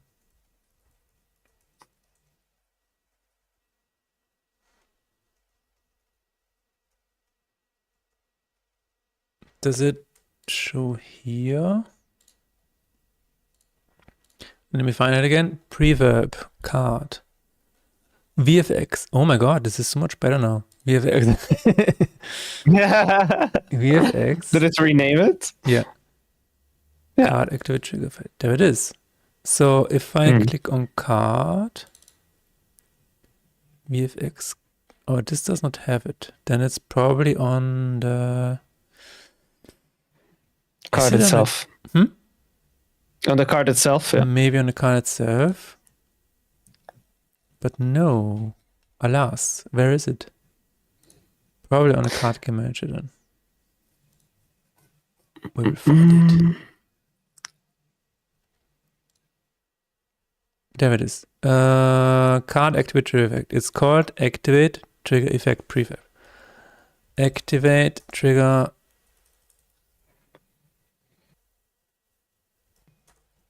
Card game manager. Oh, it's in the object pool. Because this is in an object pool. Yes. because as you probably know, destroying and instantiating is not good in Unity. So sometimes it's better to have a pool of them lying around, and then you just deactivate them and then activate them, like set the game object active, and that saves a lot of resources. Makes it a lot better. Why is it not good in Unity? This is something I always was afraid to ask because everybody thinks it's common sense. I just still don't quite get it. It is mostly because, so from what I understood, it is mostly because of the garbage collector. Because if you instantiate and destroy everything all the time, then the garbage collector has a lot more work to do, which is very CPU intense. Okay. So if you keep the objects around, then it doesn't really have to do a lot in terms of, reinstantiating everything and reserving RAM for memory for that. So it is a lot, it is a bit cleaner. It is more memory intense keeping them around. But overall, you have less of these garbage collector spikes. Okay. So it's easier on the CPU if you keep things in the RAM. Yeah, Vexort says it's not just Unity. I don't know about that, but I've heard that in Godot it's not that big of a deal in compared to Unity, but I might be wrong. Interesting. Can you still hear me, by the way? Can you hear me? Yes, I can hear you. Okay, yeah. I have an ad right now, but I think I get it now better. So basically, we're currently in the pool. Exactly. Yeah. Okay. So activate trigger effect prefab is being called from get prefab for type, which means get entity for type trigger effect.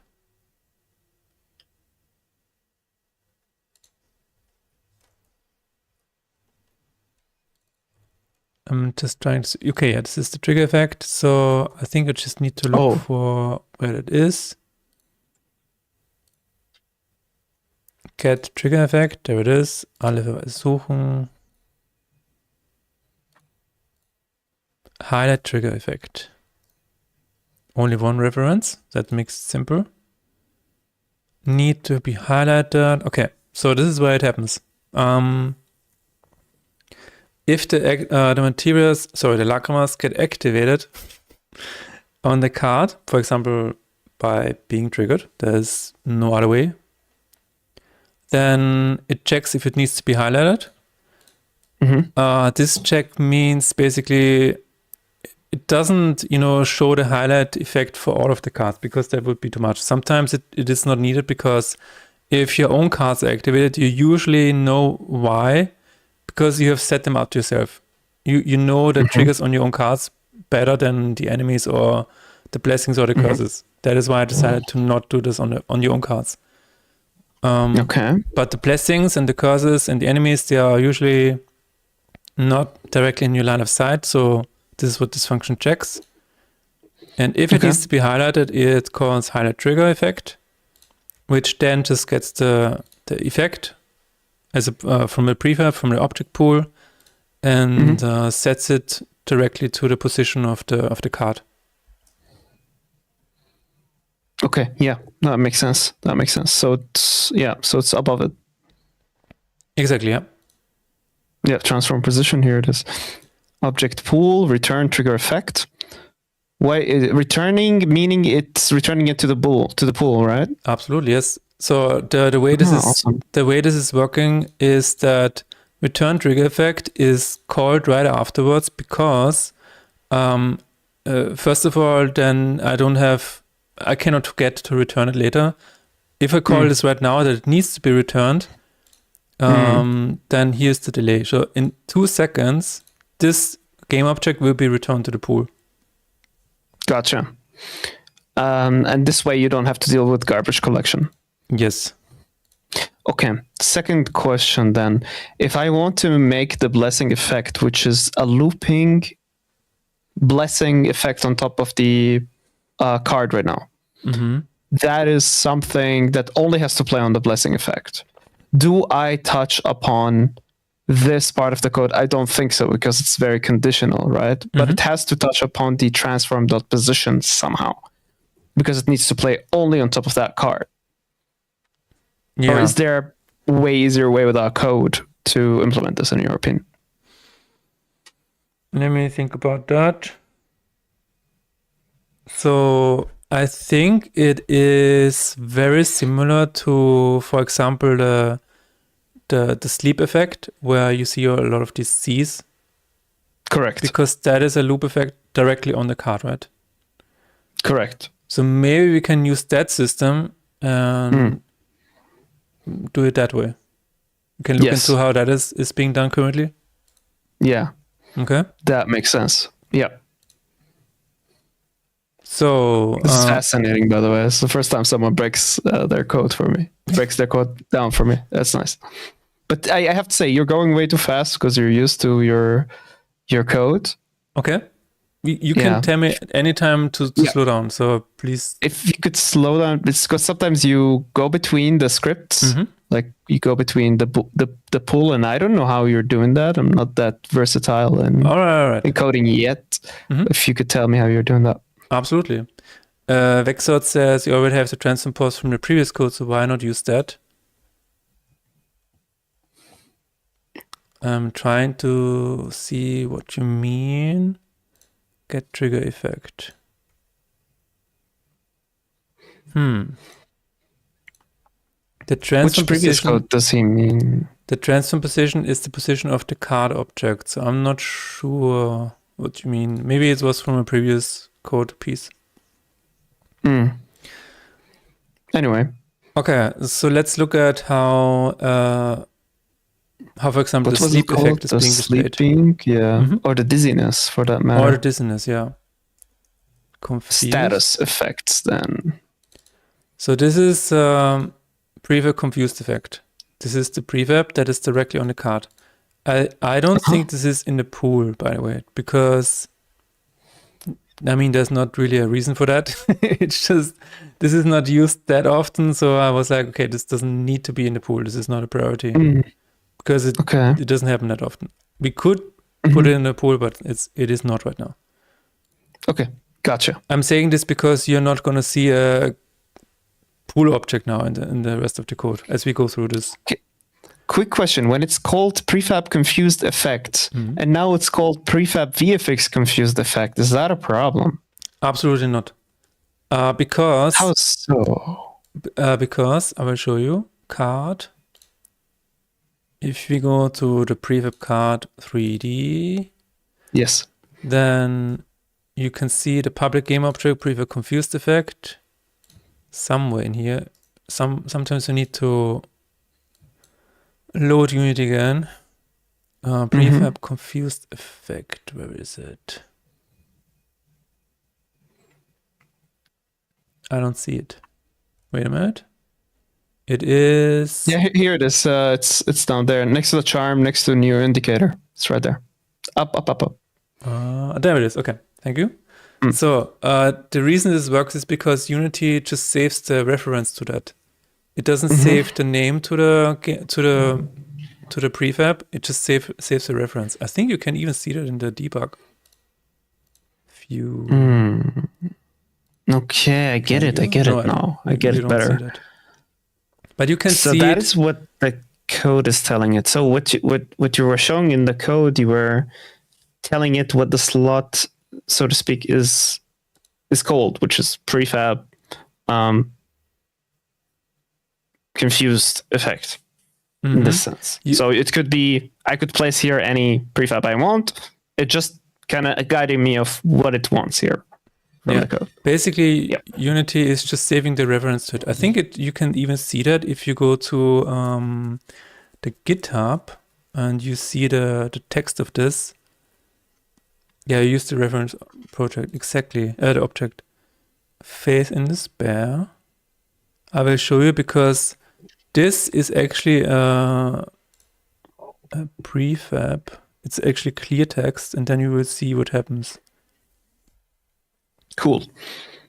This is exciting. Okay, card, Staros 3D, show an explorer. I'm going to close this again. So these cards are clear text, right? So you can actually open them. And they're... Mm-hmm. And then you see what happens. You see, for example, we should probably see this. Yeah. So they're not binary. Yeah, they're not binary. No, that is they're completely clear text. You see the file ID and you see the global UID. This is a unique identifier of this prefab that you have in your project. That is how Unity keeps track of this. Awesome. Cool. And that means confused effect will remain the same unless you change it within the code to be named differently, right? And then it would be, or you duplicate that line of code and you add a new prefab. For example, if we want to add a prefab for the charming, for example, it would add it, but yeah. Yeah, if you change this variable, then you're losing the connection. Like you cannot. Gotcha. If you do this, then the connection is lost. This needs to be the same. But renaming the object itself is no problem. Oh, interesting. Yeah, I think I get it. Yeah, because it connects the metadata in the file ID. Sorry. Mm-hmm. Yeah. Yeah. Right, because every object basically has its own global UID, global unique identifier. Mm-hmm. That makes it very easy to say, okay, this is your ID, and no other object has this ID, and this is basically a reference to it. Yeah, I love how it kind of takes the fuck up element away a bit. So what fires this? Like now I get it that you could put a game object inside of a prefab confused effect slot, but how does it play? So let's see. We have the show confused effect. This is the function. Let me think about it. No problem. We can see where this is coming from. So I'm going to right click this and show all of the references. We're going to jump around a little bit. Mm-hmm. Whenever I look for references, then the result appears here, and then I can just click here and see where this function is being used. Mm-hmm. So I'm going to jump, and this is part of the function called show stars effect fx. That is actually kind of redundant. Now that I think about it. Show status effects via fx in the card.cs. Show status effect. Okay. Start of effects. I mean, stars effect. Yeah, no, it's part of stars effect. It's not redundant. It's fine. So if we want to add a new one here, for example, show blessing effects, then it probably needs to go here. Yeah, just as a new line. And if we go to the confused effect again, 9,000 lines. Currently, it has. it just checks if it has.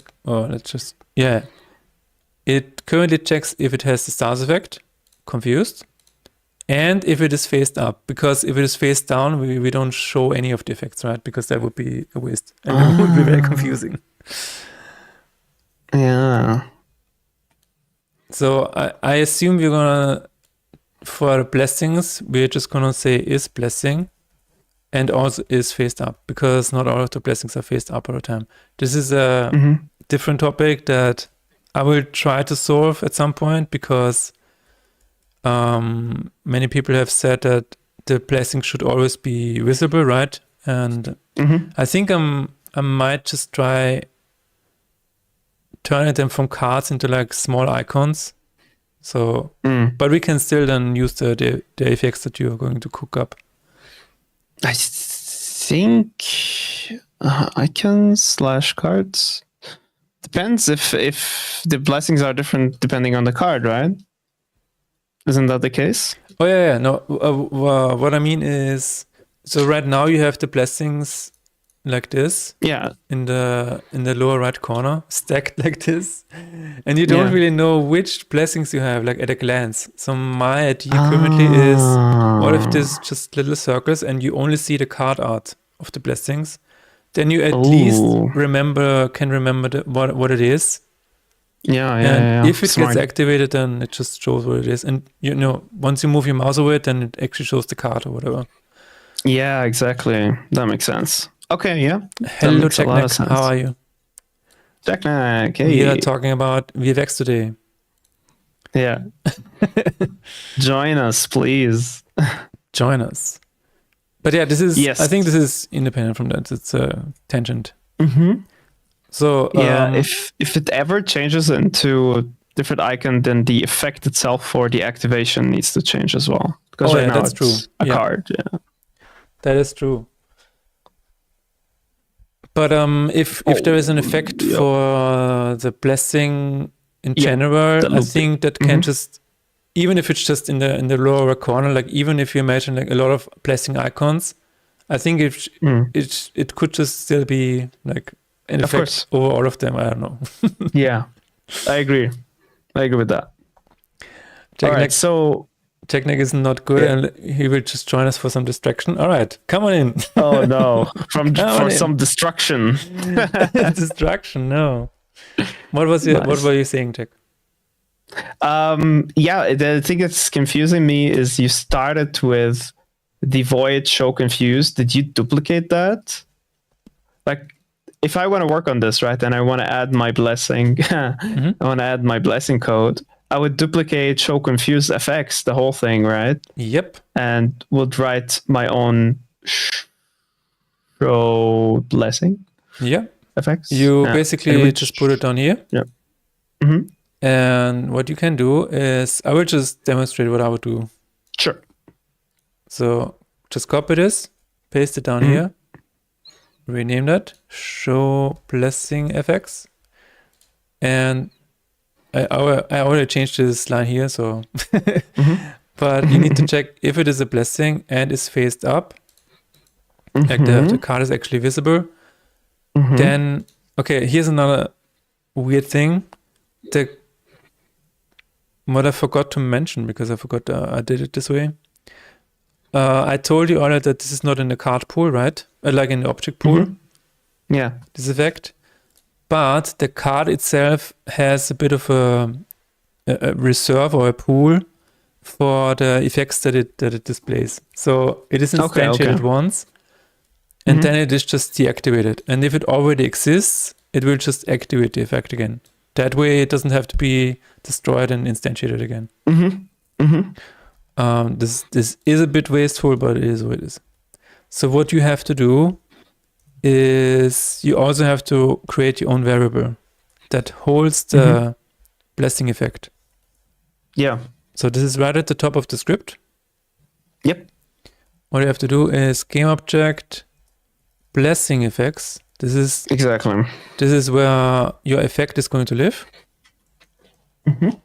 And then you have to, in your show blessing effects, you have to rename this variable to use the variable that you are going to use for this.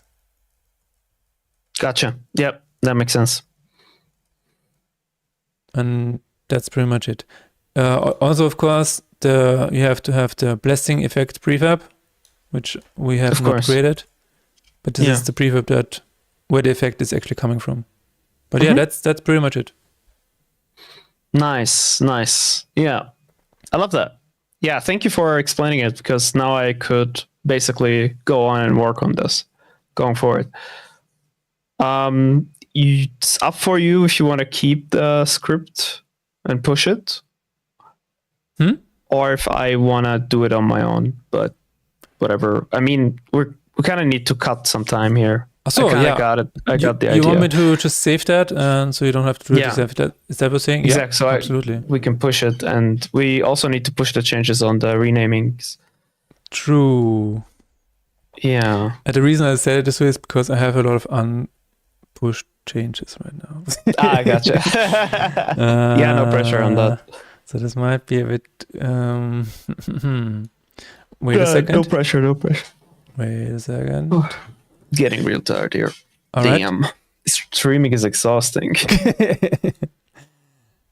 All right.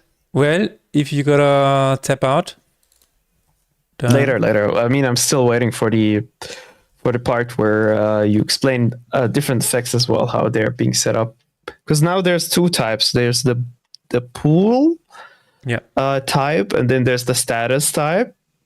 But I'm wondering about like the shield, for example, the immunity. How is that set up, right? Like, because it has a loop effect, then an end. Okay. And we'll be working with those a answer lot. to Vexword. Is the blessing visible if the card is not face up? No. That is the check for that. That is why the check for that is here. We're checking if it is a blessing and if it is faced up. If it's not faced up, then it will be deactivated. I think this is what you're asking. Okay, let's look at the immunity effect. That is what you were asking, right? Yes.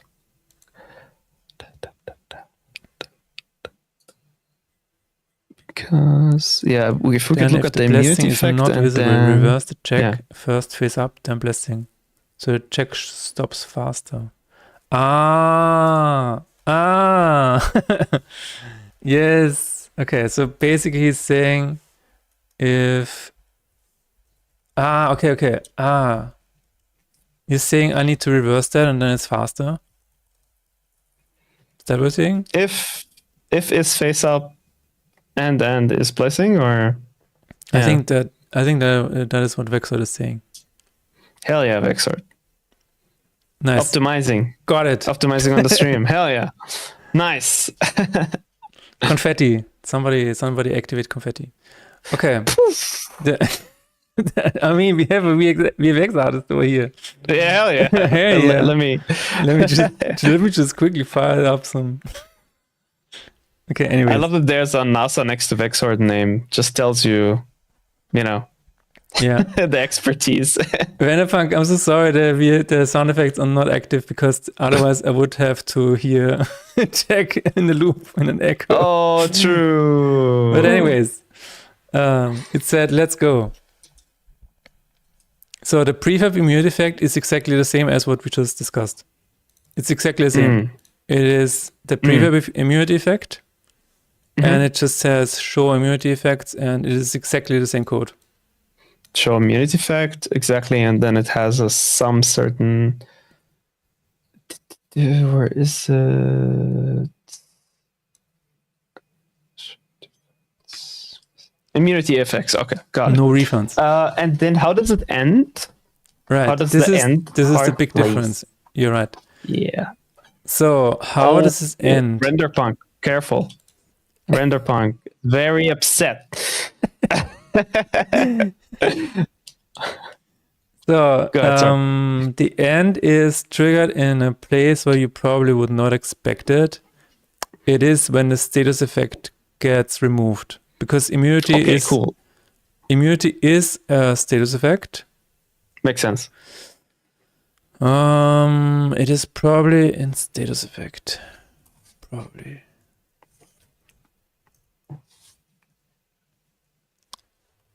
And let me figure this out. Immunity, get percentage, is immune, has this show card effect, inflict immunity. Okay, reduce status effect of type, no. Reduce status effects. Okay. Somewhere in here, there needs to be a check where it says if this is immune. I think it is in reduced turns. Remove status effect. There it is. Remove status effect in card. So whenever a status effect is removed, it checks if it is immunity, and if it is the immunity effect that is being removed, then it spawns the immunity end effect. Show immunity end. Yeah. Okay. And what is the one above it? Levitation. Reset flying position. So here you're doing an if statement for each and every effect, right? Only for, I mean, 3 of them. Because they are, they're special. Yeah. And I think we need 3 more for the shield and other stuff as well that we're gonna play. Okay, so here expect at line 6,531 to become a Baustelle at one point.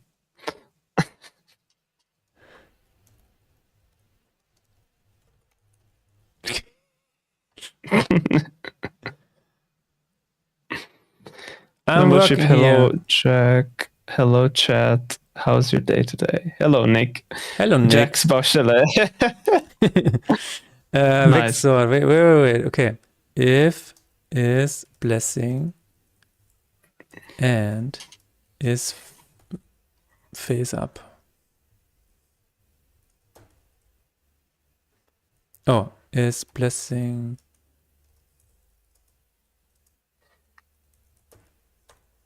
Wait. Prefab.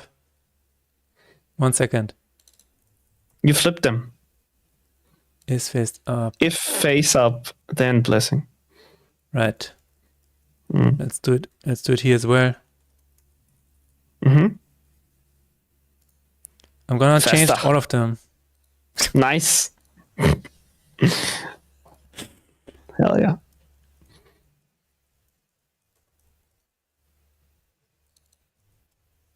So charmed effects is the same one. Let's move it over here. Does this answer your question in regards to how it is set up, or are there any remaining questions? Do you also I mean, the remaining questions, of course, is like I could ask you later, but it's about if there's any other types of effects. Because right now we discussed 3, I think.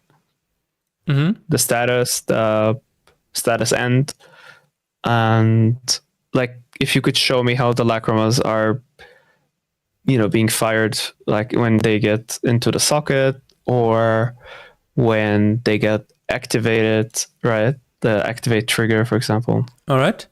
When it goes into a socket, that should be relatively easy to explain. Unity is currently having a seizure. Oh my god, you changed the code. It's funny that it's so close to C sharp, seizure. C sharp. Oh my god. C sharp. Oh my god. Anyway. Having a C sharp. I'm having a C sharp.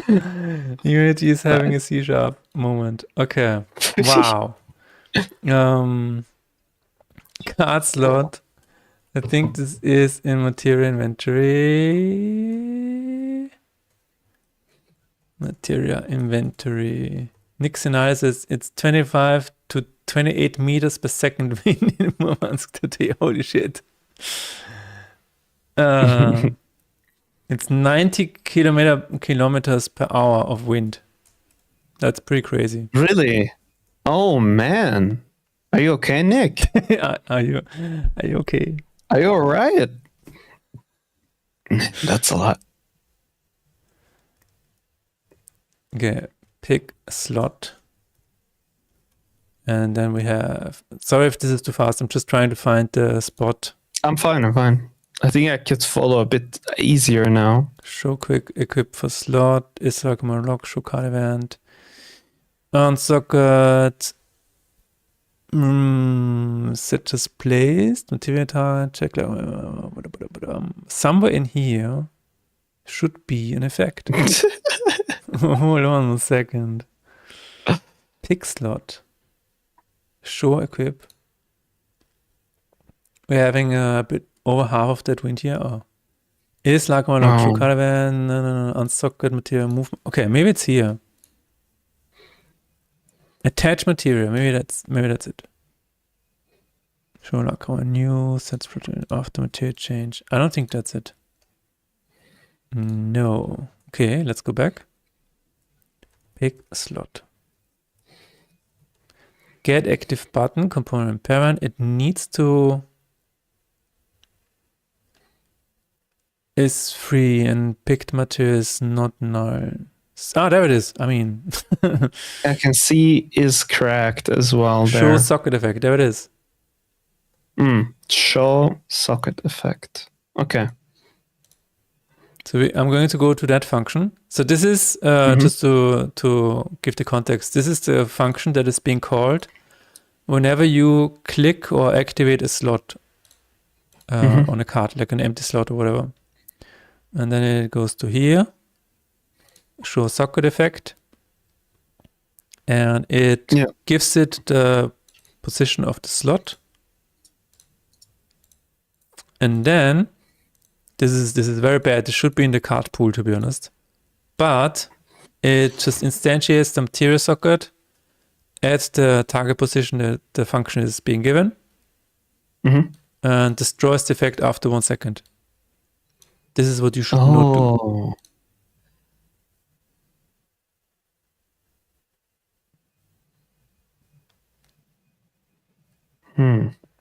Any questions? How do we then scale it up? I think we need some type of. I think I will ask you to do the tiers then. Okay. The tiers. So the tiers are by rarity, right? Exactly. I think you said like there's 3 tiers. Yeah, we have or 4 maybe. Common, uncommon, 4. rare, or ultra rare. Yeah. So what we probably need to do is we need to give this a new variable where we also need to give it the lacrima that it is currently being moved. Because currently we don't have this context at all. And okay. if we give it the lacrima or the material or whatever, the gem, the orb, if we give it that as well, then we can go here and say, have this material, lacrima, whatever. I'm gonna just call it material because the class is still called material. And then it's like if material rarity. We can actually. So this is where you can make a switch. I don't really like switches that much, but I think it could be potentially good here. Case. I don't even know. Is that that's just an int? Okay, there's no. Yeah. Then we can say case 1, etc., etc. So this would be uncommon. Then we have case 2, etc., etc. For each one, instantiate a different effect. Oh, perfect. Yeah, we have to also identify these effects eventually and name them and make them in the card 3D, like apply them and everything. Yeah. Okay, cool. So that needs some work until it's done, but I could work on the effects without that logic. That's not a big deal. I think we need some type of a column on our VFX list that says logic needed. So in the status itself, I could put red. I could make the whole line red, kind of blocked in the sense of like, that makes sense. Blocked in the sense of like I could still work on it visually. I just the implementation requires logic for the tiers and stuff like that. Sounds good. Yes. Cool. Visually though, how do you differentiate with the rarity? Is it like are the tiers applying on every?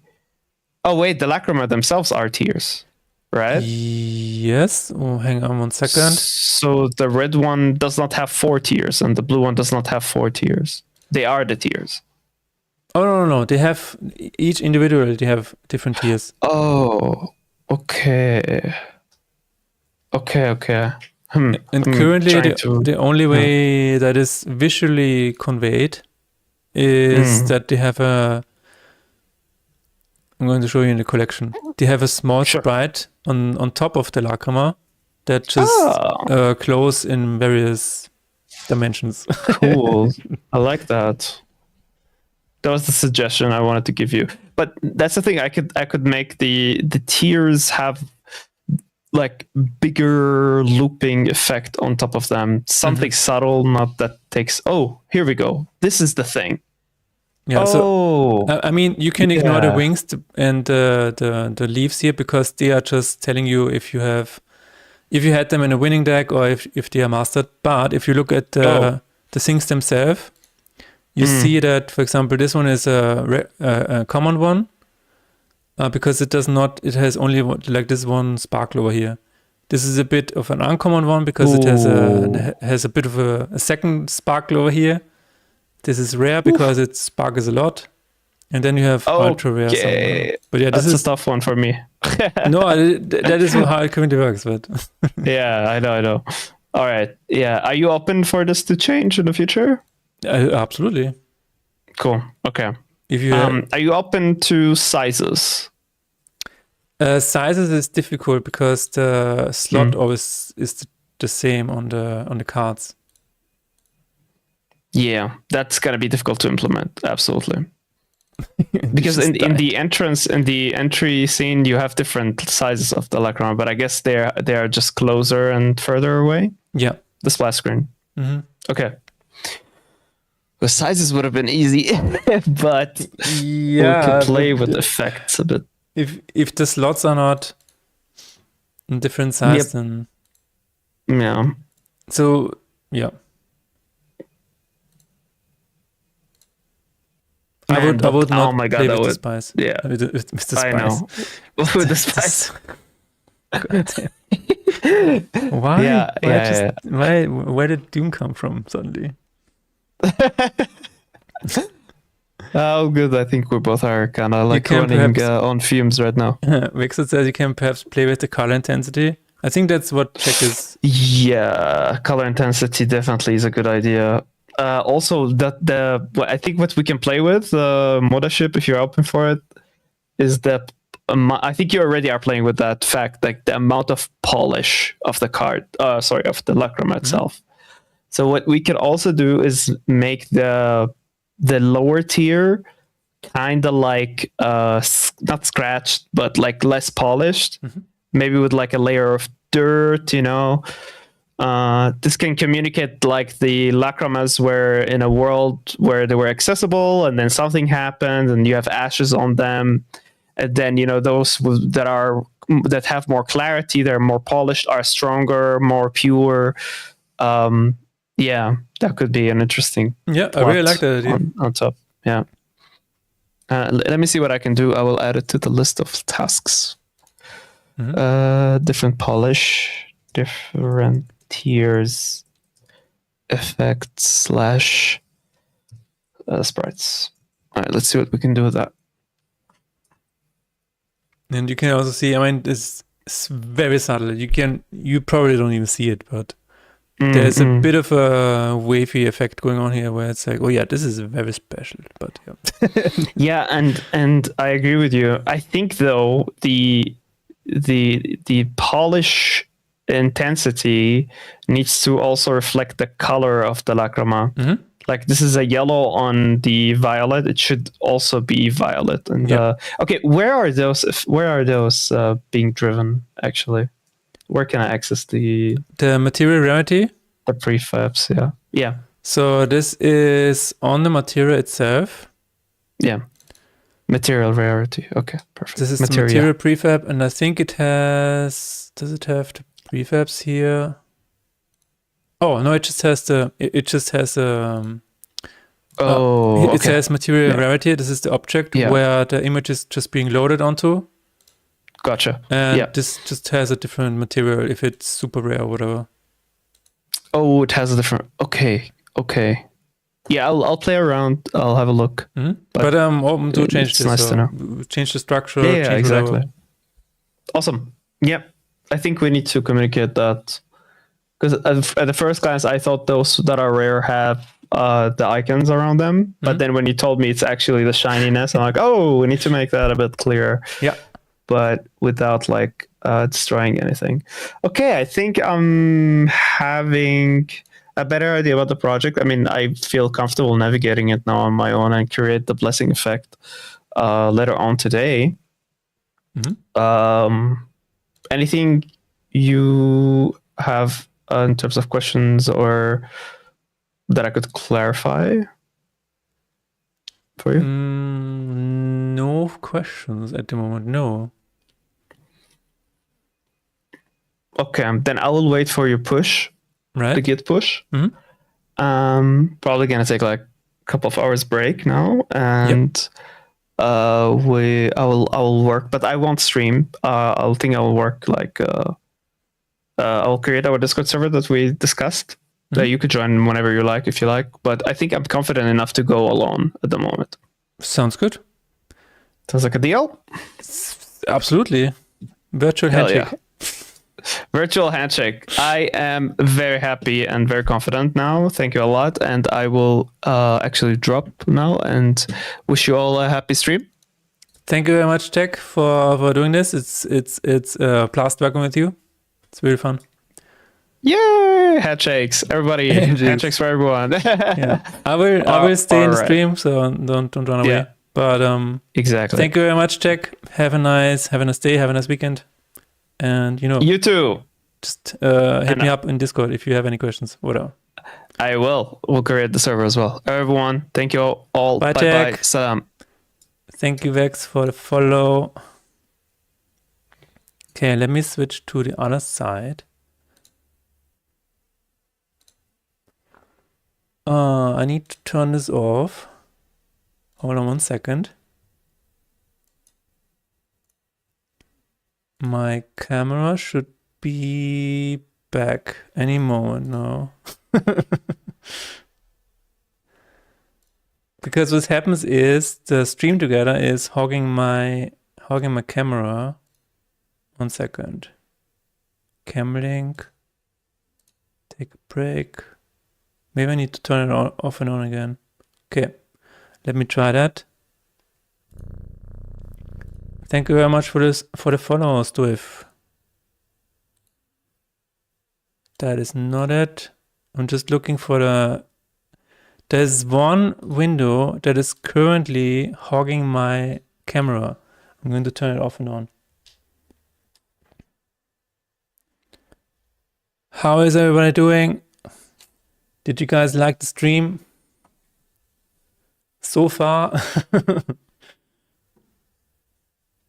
I still have a bit of work to do, so that is why I'm not stopping just yet. Unless I cannot get the camera working, which would be weird.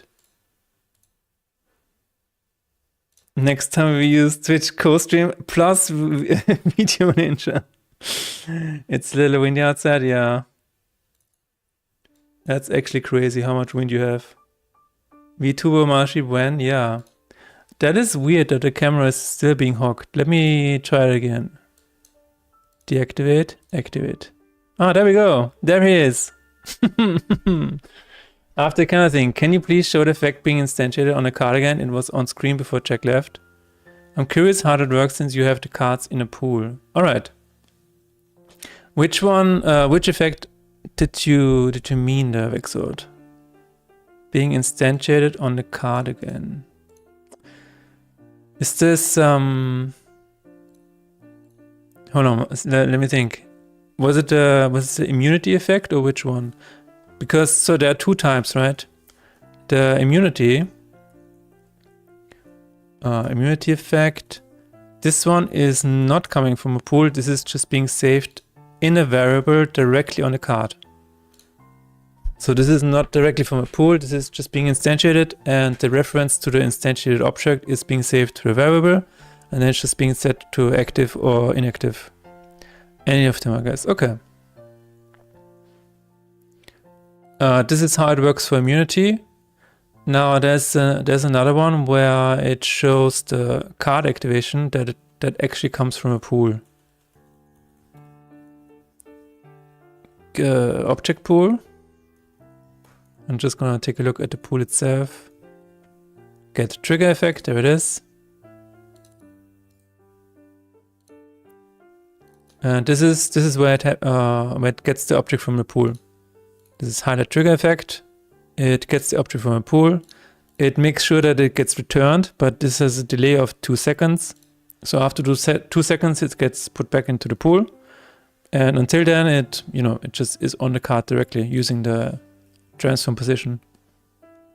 Does this answer your question, Vexord? I didn't know, Alexa. I did not say Alexa. Stop. Stop it. I freaking hate Fridays. All my coworkers decided to do all the tasks simultaneously right before the weekend. Wow. What does that do? How does this happen? I usually in my work I made sure that Fridays are not, we actually had what is it called, free Fridays, or some people call it Freaky Fridays, because we were free to experiment. We were free to try new things, try new plugins, try new technologies, and make things explode. That was usually our Fridays in the company that I worked for. That was very chill, actually. I didn't, you know what?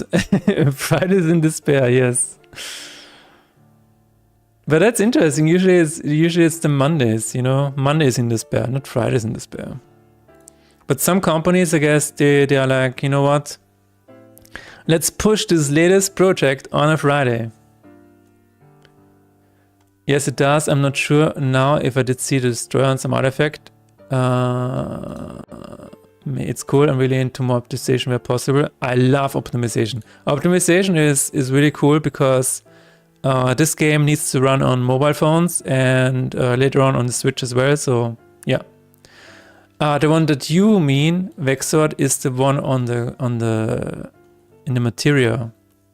This one, right? This is not in the pool yet. So there is no reason for that, honestly. I just need to add it to the pool. But I think the reason why I didn't add it to the pool yet is because this only happens in the inventory. Like this happens once and you don't need to keep it around, honestly. Does it really need a pool though if it just happens like once every 20 minutes? That is the question. I mean, of course, yeah. If you ask me, it could be in a pool. It's relatively easy to set up. But does it cost more to instantiate it once every 20 minutes and keeping it in memory? I'm very curious what you think about that, honestly. The slack off the whole week and get super active on Friday always. But can't be consistent work during the week too? That's hilarious, actually. Usually it's the other way around. I don't understand, because usually it's like you get a boost of motivation on Monday, Tuesday, Wednesday, and then your excitement of working just fades out towards the weekend. That is usually how it goes, right? I don't. Start effects are also not in pool. Yeah. Because they're not getting paid extra for extra work. An extrovert shall be assigned if they're too productive. I mean, Nick is touching on a very important point. If you work very fast, then management will be like, oh my god, you can work this fast. Maybe we can squeeze in a little bit more. And then the engineers will be like, oh yeah, we can do that.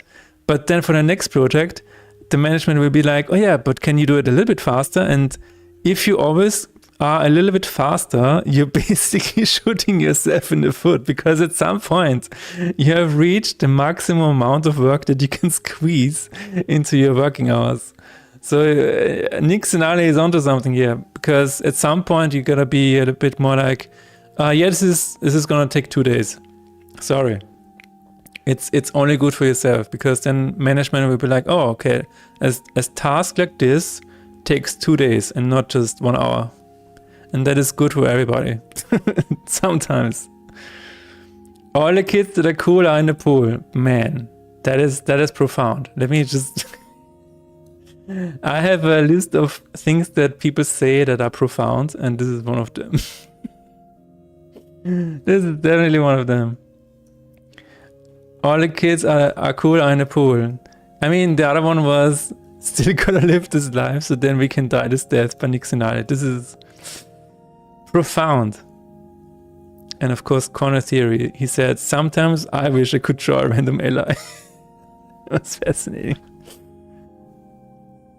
But you could have like all effects loaded and just use them whenever needed from the pool. Yeah, I know it might be overkill, but that would be the idea I would start with.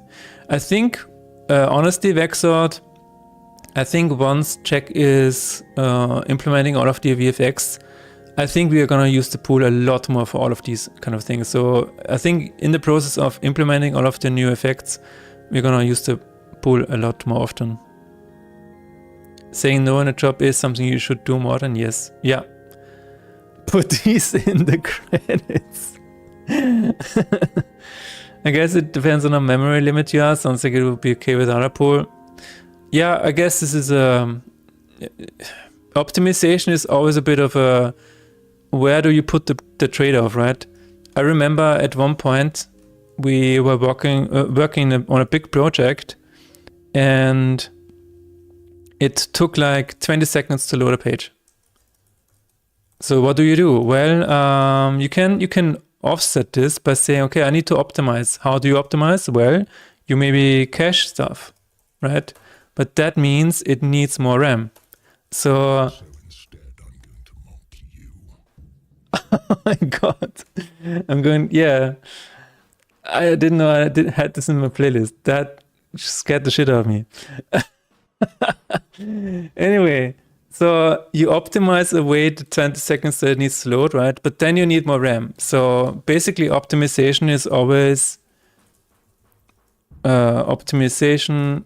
Not, I wouldn't say always, but usually it is a bit of a where do you put the trade-off? Where do you put the other side? Because you can either go more into memory, you can maybe put a bit more on the CPU if you're targeting more cores and stuff like that. So there's always a bit of a trade-off sometimes. For example, the pool is, in my opinion, it just means it is less on the CPU and more on the memory. So you're basically moving things around a little bit. Quote ad all the kids. You need a quote board. No. Do you have an idea how to do that? Check. Neck. Have Patrick voice act them as an Easter egg. Right. In the studio I worked, I had a business job and sent it to the client too fast. My boss said he cannot charge only 1 hour. He wanted big money. Yeah, Ludwig, that is another reason. Yeah, sometimes when the client calls and you say, yeah, I can do this in 1 hour, that's not good for business. It's not good for you, for your business. You're also putting the price down for all other businesses around you, because then you're like, well, this guy over here said he can do it in 1 hour. Why can you not do it in 1 hour? So this is also a bit of a, leveling the play field for everybody in the same business. If you're not in direct competition, I guess. More RAM, the US budget for defense in 2026. My god. That you're not exactly wrong, yeah. I think Firebot, for example, can do that. Nice. Okay. Alright. Well, the thing that I need to do is I need to make sure that I can push this. So this is what I'm going to take a look at now. It's okay, in a year you will be able to ask GPT to make it as fast as possible. Probably. But maybe not ChatGPT. Because maybe ChatGPT is gone by that point next year. Maybe OpenAI will be actually like, oh my god.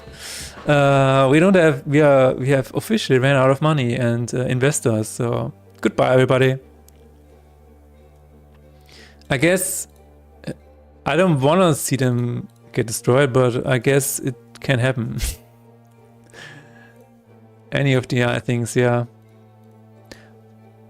Most likely Gemini. Gemini has, like Google has so much money, they can't just roll around in cash forever and just be like, yeah, Gemini is running at a loss, but it's fine, So I'm just going to go through the changes here because I need to be able to commit this later. Later on. Lanes, yes. But I'm curious, Vexod, what kind of projects have you been working on? Do you have any games that you worked on that you want to share? Also, I need to point out that this game has just been released capybaras. Check it out, guys, because this is from another streamer. I think the name was Guildfriend, right? No, it was not Guildfriend. Somebody rated me last time, and it was... They were the creator of this game. Oh, there it is. Kirani Piebox, I think that's it. Yes. Shout out to Kirani Piebox. Kirani Piebox. There we go. They just released this game today. Check it out. Buy it if you like stuff like this. I think it looks really cool. It looks really fun. I'm gonna test it myself after the stream. Okay. The thing that I need to do is I want to make sure that everything can be played. All of these prefabs, they have been renamed to VFX. That's good. There's a dragon here. Oh my god, this is really old. Like we did this like 2 weeks ago, 3 weeks ago. A lot of cutscene wave files are in here now. Yes. Should be fine, actually. Not much, just personal projects, multiplayer, 2D, 3D, focused on enemy AI for some time to try to make it feel cool. Wow. How do you approach that?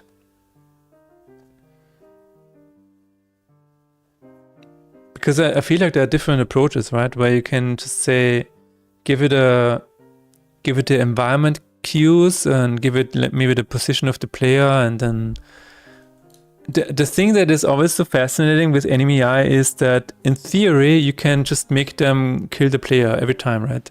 So you always have to add this weird randomization to enemy AI that makes them feel a bit fairer, that it makes it feel like you actually have a chance as a player.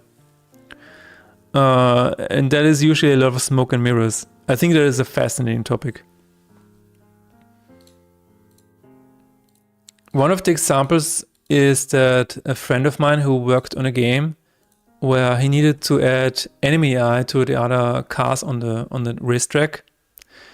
And he said that they were just too focused on killing the player. So he had to add a lot of like delay and randomization so that they also shoot, to the right of the player, to the left of the player, not directly at the player. A lot of stuff like that. It's really interesting. I'd have my brother use Unity with some AI project. Here's that analyzes car intersections and how cars drive multiple stop signs and intersections. Ah. So you get first-hand AI experience. Interesting. I believe all of these changes look fine. I believe I can just submit that after a stream. Of course, there's one thing that is currently not working because I'm actually reworking that. And it is the splash screen, the run starter. There's a lot of things you can implement, and yes, that shooting is always a weird thing, yeah. Because you can make it perfect, but it sucks, so you have to add random spat, for example. Absolutely, yeah.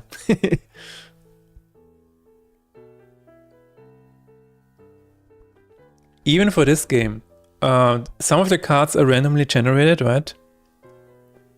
And sometimes the cards get generated with, like the enemy cards, get generated with a combination of these gems of the Lacrima that are very unfair. So I actually have a list of combinations that should never appear in the game because they feel unfair.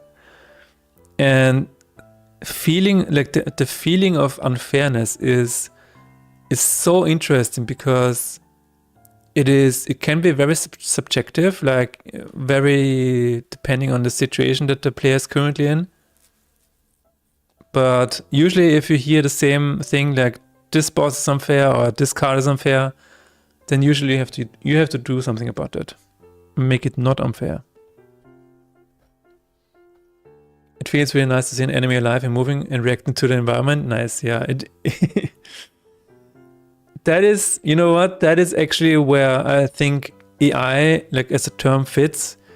We should not have called LLMs AI. That is, I don't know who did that first or who said this was okay. Probably a salesperson. But it is weird that now when you say anime AI, it almost feels like you're using like an AI API in the background, which is weird. You might want to have a setting where players can turn that unfair thing off and just try it out. Maybe. But it can result in soft locks where a card just heals itself to infinity every time you do something. So there is a reason why some of these things are on the list. There is definitely a reason for those. Let me just see where I'm with the run starter. Maybe I need to revert some of the things that we changed last time. But to your point, there were some mechanics in the game previously where the enemy was able to capture a card of yours forever. Like the card would just transfer over to the enemy side and fight against you, and you would never get it back. And people were so upset about this. They were like, I just spent an hour making this card and the enemy just takes it away. And this one, don't be a fool. This one is one of the things that I might want to have implemented again with a a button. Just enable the forbidden lacrima or whatever. This AI name pisses me off. Exactly. For normal people, this is really a bad thing, as they think that PCs actually thinks about something when it just does stupid stuff for longer. Absolutely, it's a complete misnomer. It doesn't do anybody anything good.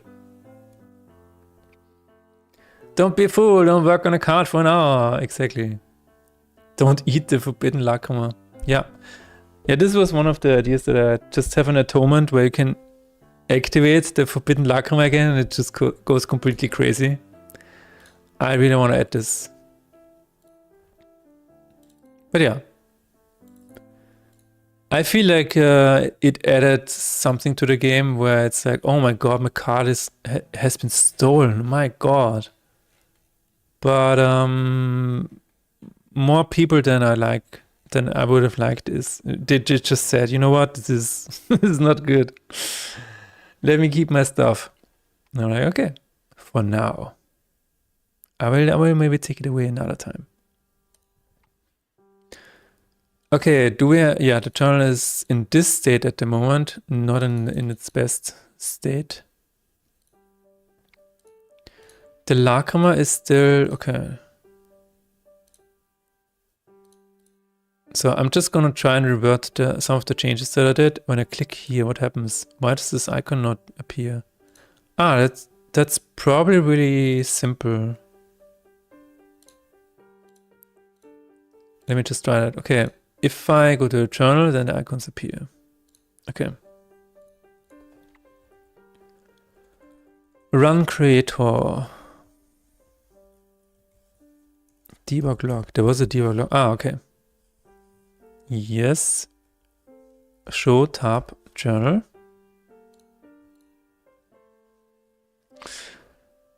It says select default journal day. Show text selection. Check text mastery display. Locked. Yummers. I wonder what a lacrima tastes like. Ah, it has the active tab. Got it. So, check navigation. Show locked icon. I think what we need to do is, first of all, I'm gonna put a return here. Active tab, or active tab is 1. Text mastery.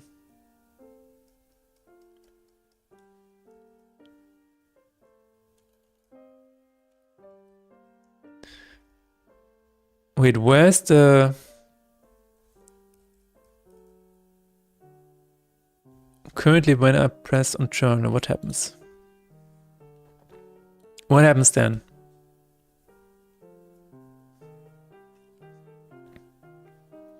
The thing with the name for AI is also that, as you said, it just makes people think that the computer is actually thinking or is actually conscious about what they're doing. And now there's this race to AGI to make a super intelligence when it's by definition not possible that this can be intelligent, right? Like, it's so weird. It is so weird. Green is pears, red is cherry, yellow is apple, purple is grapes. There you have it. Sounds like you solved it. Is this a different tab? I guess it is. Action show journal day.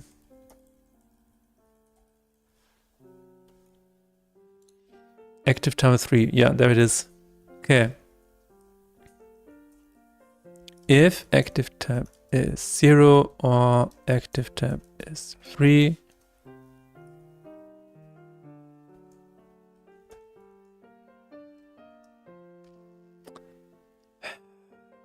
What does that do? Button tab, custom transform, enable button for custom, enable disable attack and disable difficulty. Ah, I see. Let's just try that. Or active tab is 3. Let's try it out. There's no possible way that this can get to super intelligence. Not the way most AI is made now. Exactly, right? Like the way that I understand it, I'm not an expert on LLMs or whatever, but from what I've seen and read, this is not an intelligence. It's just a percentage of what is most likely to come next. So this is not... And people say, yeah, but the human brain also works the same way. I'm like, but...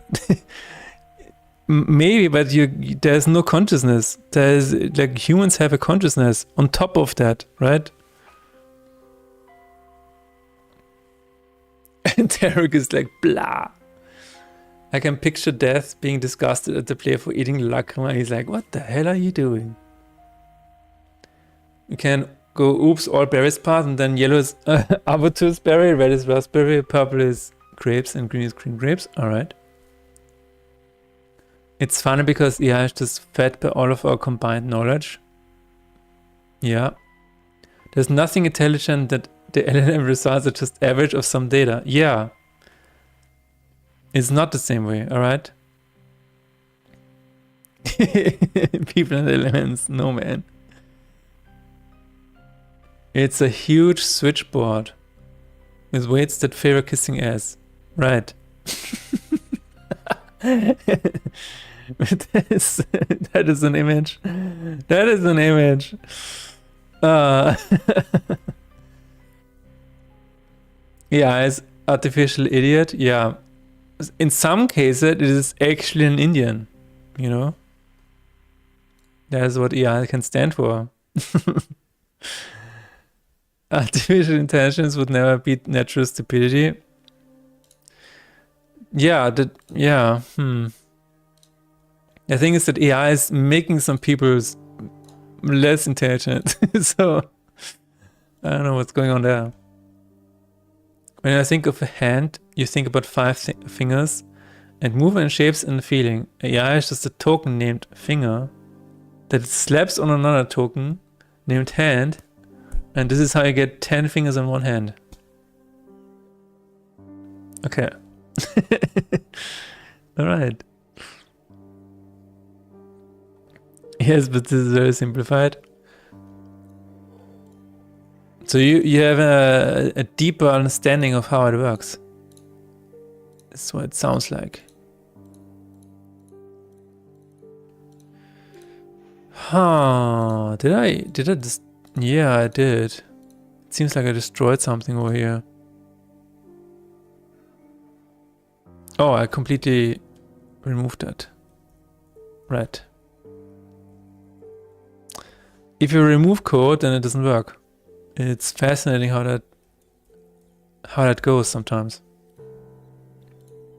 There is a saying that removed code is debugged code, because then you don't have no longer have to worry about it.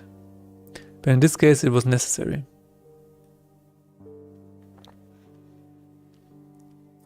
Yeah, I believe that it's gonna be interesting with AI.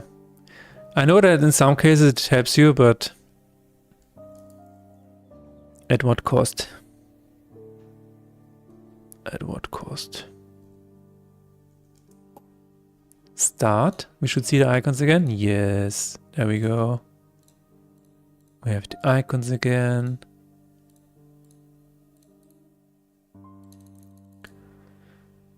So it should be fine for... It should be fine for the commit, actually. Delete the entire code base, and now you no longer have to worry about any bugs in your code. Yes, Nixonal, that is how it goes. This is what clean code should mean. Clean code is when you have no code left, just remove all of the code, and it's clean, it's calm, you don't even have to read it anymore. You don't need to have tests. No code, no stress.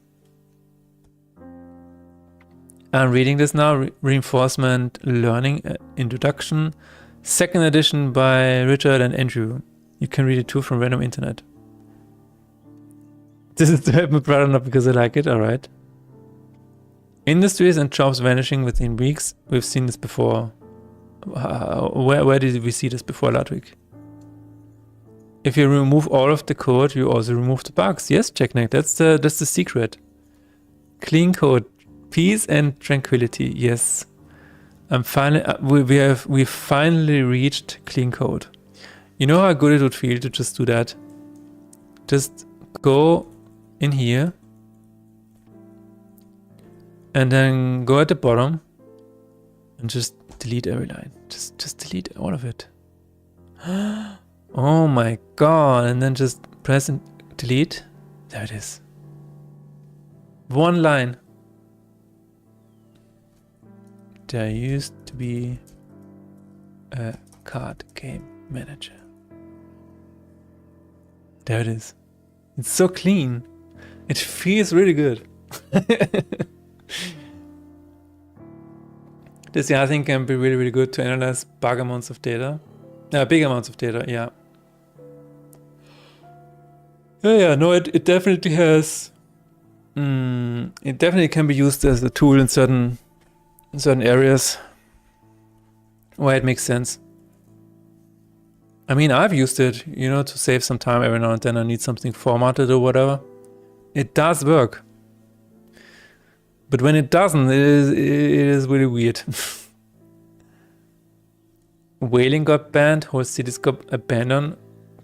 Cars game, no one needed horses anymore. This stuff, I mean, big changes come and go. Oh, you mean... Yeah, you're talking about disruptive changes. Yeah. This looks like putting up a sign saying this is X. Yeah. This is it. Okay, now we only need to move the curse limit.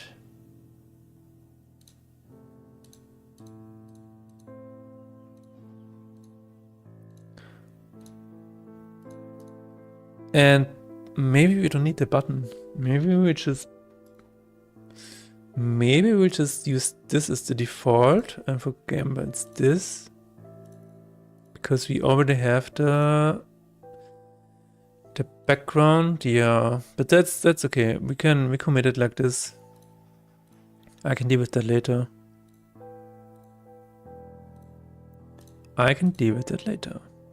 Difficulty causes. I'm gonna move that around a little bit, maybe.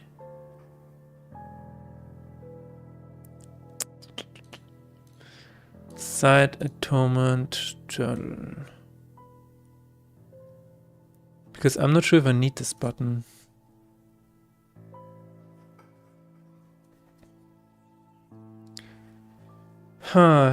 It all depends on one question. Because currently the player can play 31 days in the journal, and every day they are fighting with a different starter deck. So for example, the first 5 days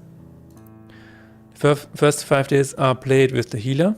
the second set of days are played with Gravedigger, and then we have Bloodsucker and stuff like that. And my thinking is that maybe I should just allow the player to switch the starter deck. I'm not sure if that's good. It would fit the theme of the game in terms of customization. Like, players can just do whatever they want. But it also kind of destroys the... It also just kind of destroys the campaign. I mean, if you want to call it a campaign. The reason this exists is because I wanted to give people a reason to play the game a little bit longer. So maybe it still works and people can just play however they want. I'm not sure. It's very difficult.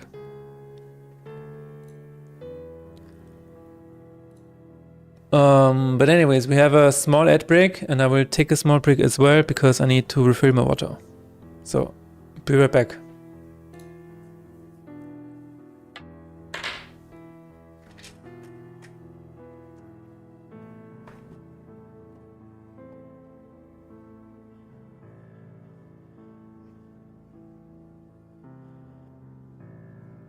Perhaps make the 1 to 3 buttons a bit bigger and some text to be like 1 to 3 and remove it from the side. Well, yeah, one second, maybe.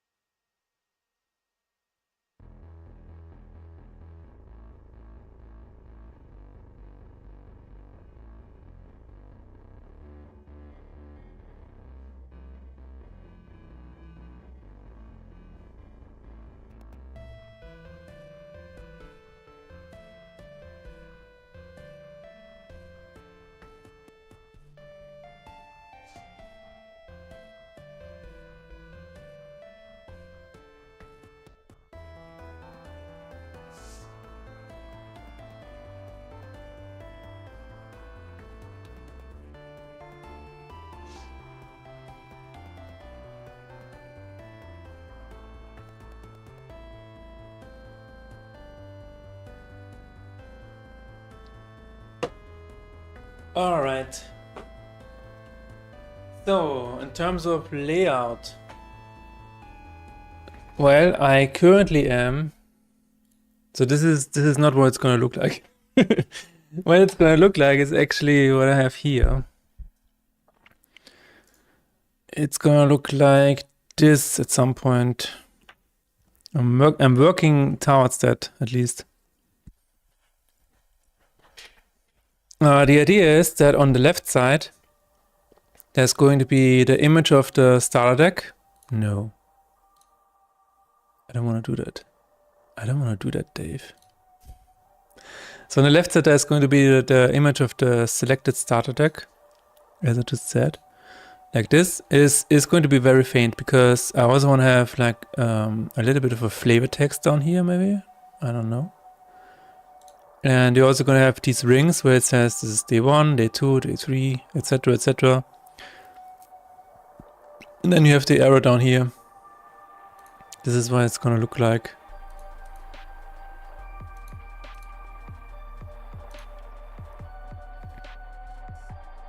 What does it look like if I move it over here? Oh, completely. That is weird. Okay.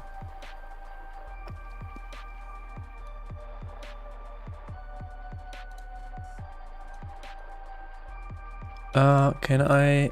Yeah. I don't know.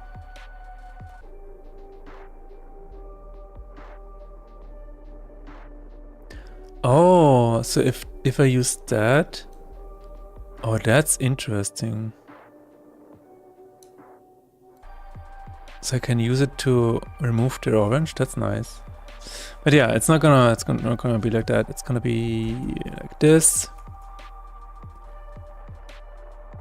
You just see it faintly in the background, and then you're gonna have some name or whatever. But yeah.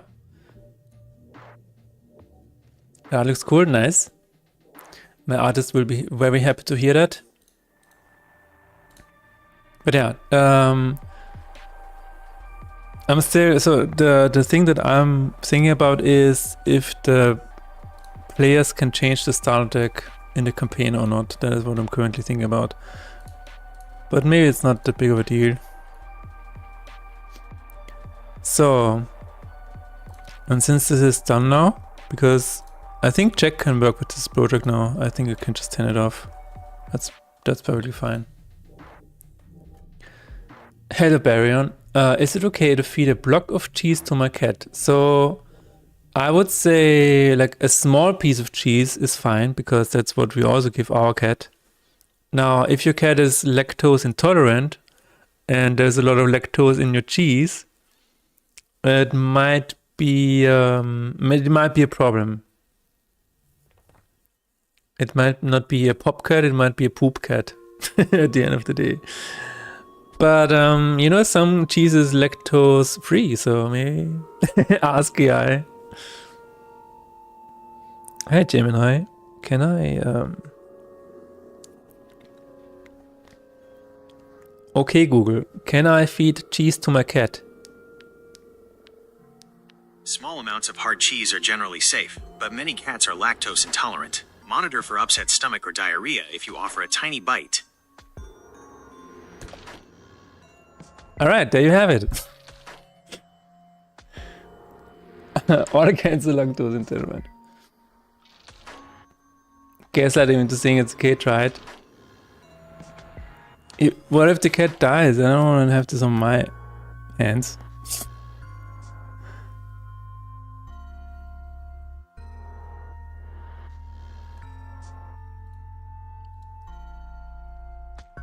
So try telling the AI, it's like, no, it's okay. Oh my god. I believe cats can consume goat milk in occasional amounts, so perhaps goat milk cheese is okay. I have no idea. I really have no idea. Oh yeah, this is definitely a problem. We don't have this assigned yet because there is no blessing effect. I think what I can do is I can make a confused effect and duplicate that. VFX card. It might agree with you. Let me give it a try. Let me give it a try, Tarok. But it's actually okay. You can feed cheese to cats.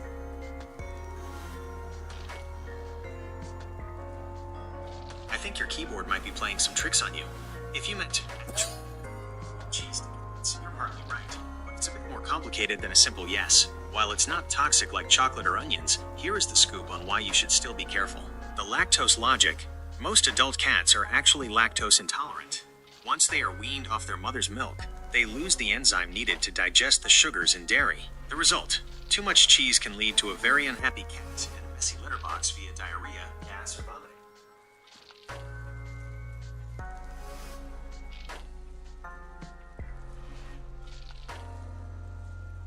But ChatGPT said that it's okay to give cheese to all cats. What do you think about that? Gerne. Ich verstehe vollkommen. Oh my god, just switch to German.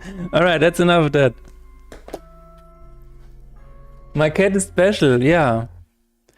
So if you feed cat cheese, use older cheese. Ah, older cheese has less lactose, so I could feed a block of... Yeah, that's what we... I also like cheese that is lactose free, so...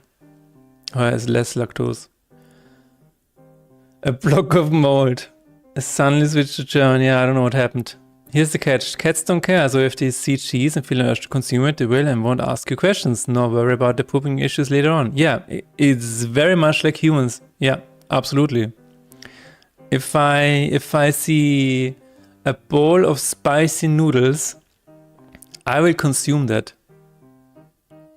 I will absolutely consume that. Now, is it good for me? No. It is not good for me. Do I care in the moment? No. Absolutely not. I don't know. I was gonna say I don't give a shit. But card confused effect. There it is. I'm just gonna duplicate this and say blessing effect. Blessing effect. My cat doesn't even eat raw meat unless it's red. Huh.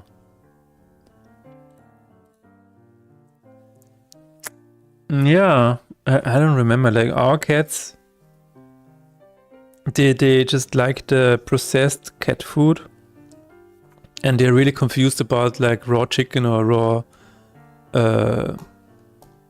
What is raw lamb? What is Pute? Turkey?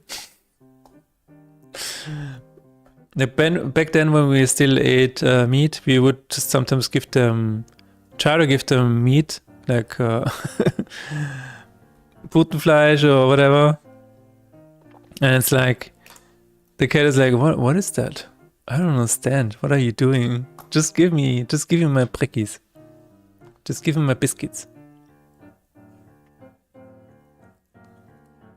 My cat likes to sometimes try and get a lick off my toast with melted cheese on it. Melted cheese. She does not have an interest in sour cream. Huh.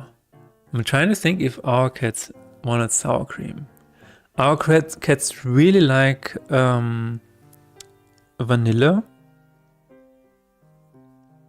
and stuff like that.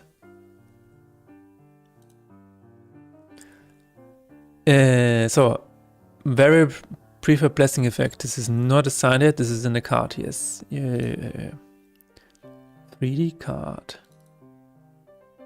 We're going to assign the blessing effect. There we go. There we go. And now it should be better. The blessing effect, I think, is fine if it has a particle system applied to it. Yeah. That's good. My cat goes insane when he smells fish. Yeah, that is also something that our cats are like kind of...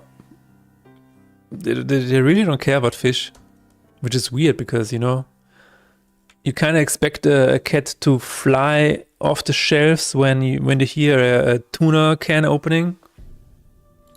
But for ours, it's like, huh? What are you doing, human? I don't care about that. But maybe that means that our cats are just having a really good life.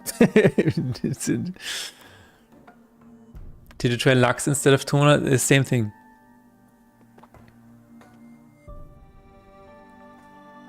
Same thing. Our cats are like, what the hell is that?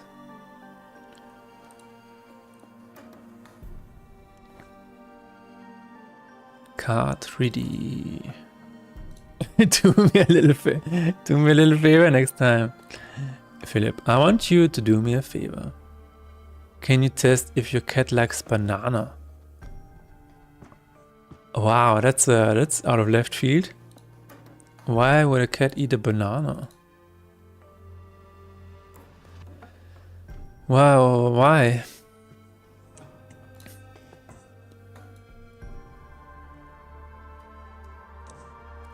Oh my god. The banana incident. Once we had a cat and we bought a kilo of bananas. Australian game dev likely on fire again. Didn't check yet. Australian game dev likely on fire again. Didn't check yet. Hello, Amatep. How are you doing? They totally ignored fish and liked banana. He just came back from a trip, and it's like all of the bananas are gone. Cats ate all of them. That's funny.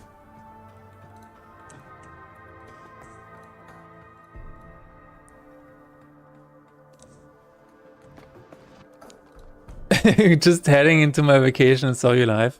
Is it a staycation, or what is your goal for this vacation? What are we working on? We just took a deep dive into the project with Jack the Generalist, because he's gonna work on VFX for the game. So that is basically what we were doing today. And now I'm currently working on making the project work for him, so he can open the project and just, start implementing stuff.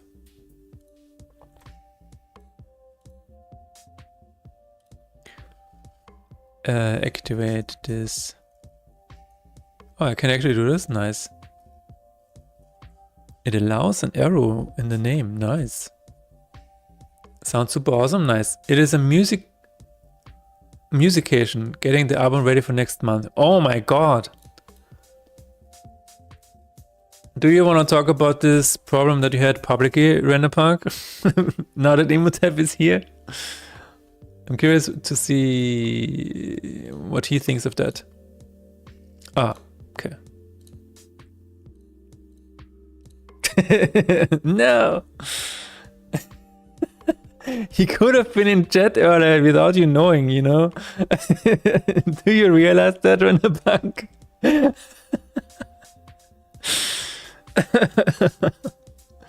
That's funny.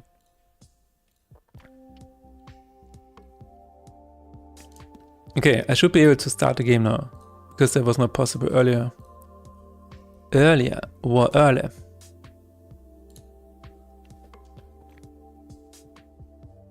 Start, continue. There it is. Looks good to me. That doesn't mean anything. I'm the devil on your shoulder. I feel like I'm missing something here, but okay, it's fine. We create the whole game using Raylib. What is Raylib? What the fuck is Raylib? A simple and easy to learn library to enjoy video games. Okay. Here we go. Project Showcase 2025. Oh wow. You can make games with that, yes. You can make 3D games with that, cool. That's the interface of the editor, I reckon. That looks very much like Godot. Oh, it's a mesh inspector, okay. So what is it? Node for adventurers. Raylib is a program library to ensure video games programming. No fancy interface, no visual... Okay, fuck it. No visual helpers, no GUI tools or editors, just coding in pure Spartan programmer's way. Are you ready to enjoy coding? My god. It is just if you wanna code stuff. You can use Raylib with C#, nice.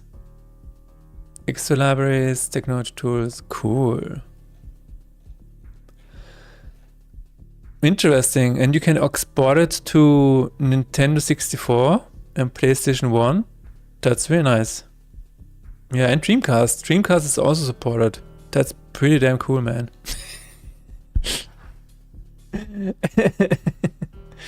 It definitely does stuff, yes. So if I wanted to target Dreamcast with my game, it's I would definitely make a switch, yeah. Dreamcast is still big, you know. What made you choose the 5 days per page idea? Why not something like a long scroll list that you can use the mouse wheel to scroll through? For example, like the vampire menu from V Rising.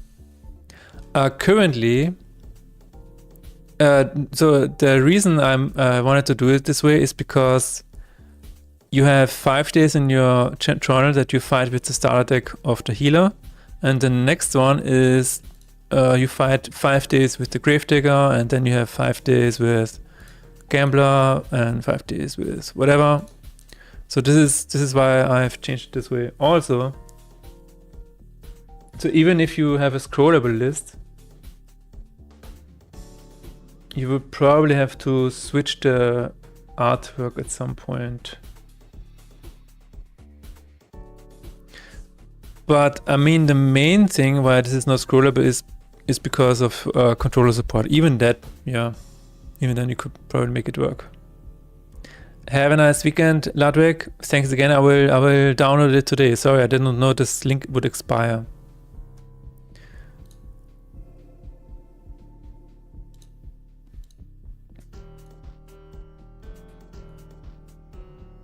Take care, Ludwig. Okay, I'm gonna fix one minor bug, and I hope this is a minor bug. Still allows you to click buttons in the background. Okay, so if you have the controls open, you can click stuff in the background. This should be an easy fix, but we will see.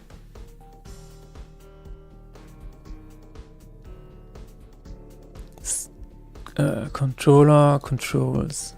I cannot click anything here. That's weird. So, but it works in the game? No, also doesn't work. How did Renderpunk get this to work? that the controls work in the background. Let me check the video. Because I did get a video. I started as QA 14 years ago. I was in QA for 10 years. Nice.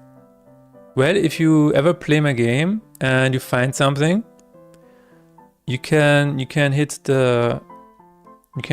press F8. You have a feedback form, and then you can submit your bug or your feedback, and it sends along a screenshot and it sends along your save game, so I can investigate it. I mean, I would love to have your opinion on this game. Alright, you can play the game with this enabled. How do I, okay. He goes to the shop and then he opens the menu, opens the controls, switches between the tabs, and then you can still activate the thing in the background. Okay, so we need to find a, maybe it also works here. Oh, it's because of mouse wheel. It's because of mouse wheel. Too many IT people in chat. I have a huge respect for QA.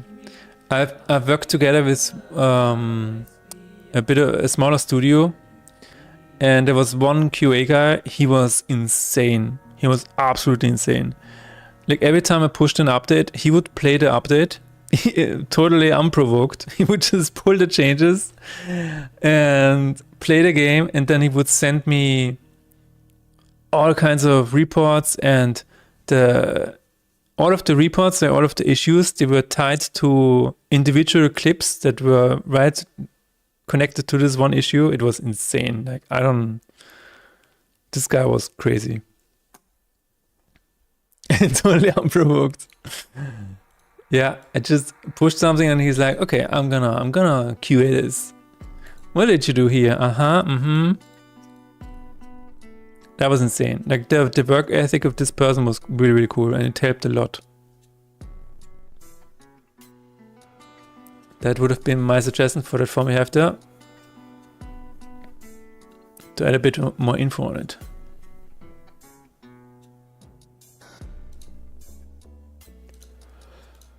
Okay, so all we have to do is in player movement on one update, if input is disabled, on square update. I believe there is game paused. Ah, there it is.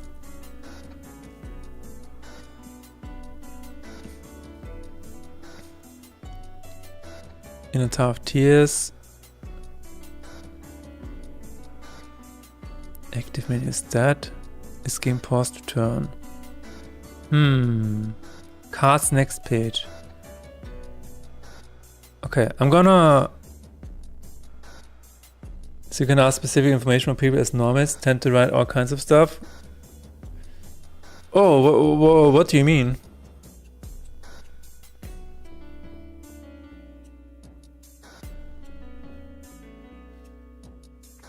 Do you have an example? So in this case, if the menu is active, run deck creator, battle log is open. I believe we only care about this. High level QA is surprising way more about process monitoring and optimizing than I thought when I started. Oh.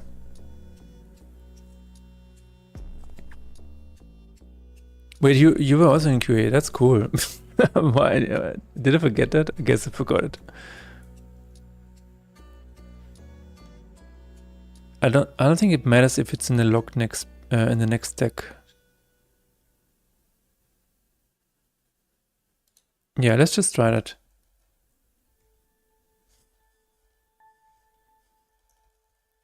If is game paused. If not, is game paused. Battle log, yes, but here we do not care about this, so that's fine. On L1 update, I'm going to do the same thing. Alright, and then we have on R2 update. Nothing is happening here. That's fine. Okay, so this should be fixed now. Let's see. This moving things into context and giving dev a good structure and keeping production check and all that. Little testing, much yapping. Ah.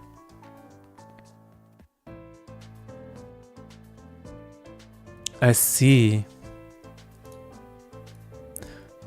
But yeah, again, it is a really important job. Like, I think that a lot of people underestimate how important that job really is.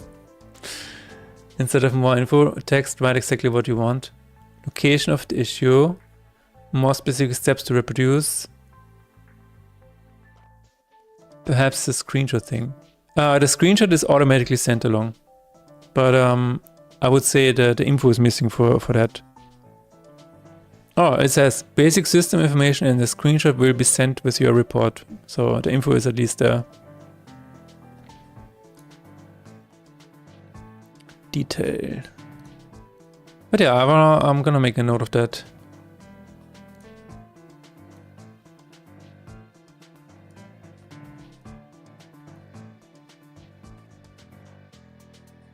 Info in tickets is where good report lives or dies. True. And location of issue. Yeah.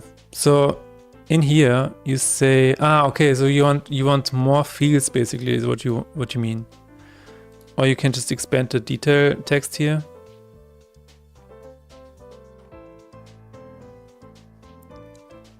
Got it.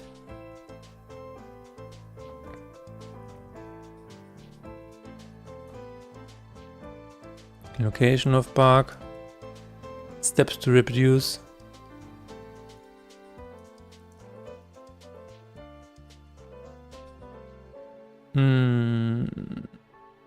Expected result. Ja, instead of data, why would you ask them? Nice. I will try that. Cool. Try it again. Then let's go here again. We can still turn the pages. If we go here, we should not be able to do it. Yes. Good. That was a nice find, Renderpunk. Thanks for reporting that. Done.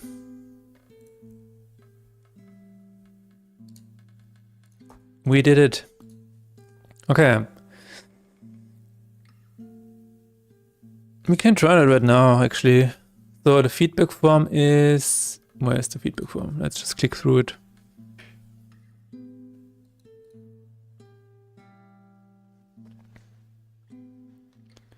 So, as you might have heard earlier in the stream, next week I will not stream on Friday, because on Friday it's going to be my birthday and I will be hiking.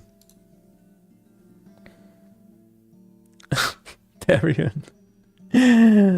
Barian. More games need hugging and kissing mechanics. Okay, so I'm gonna implement this just for you. I'm gonna add an option here to kiss. Is that what you want? Is that what you want? And maybe it has a chance, you know? A kiss and in brackets it says 70% chance.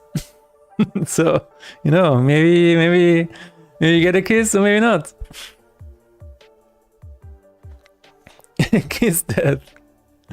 See what happens. Kiss death and see what happens. No. I want F8. Yeah, there it is. Is this on the scene? No. Feedback.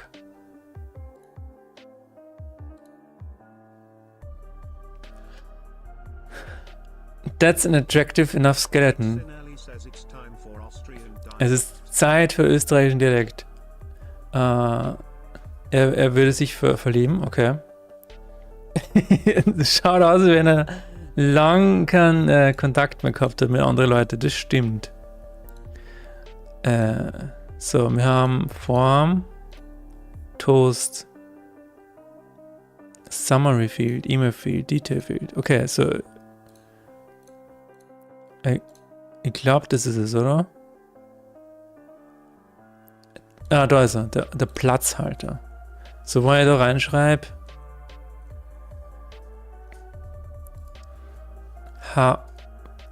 where did the bug occur? Steps to reproduce and expected result. So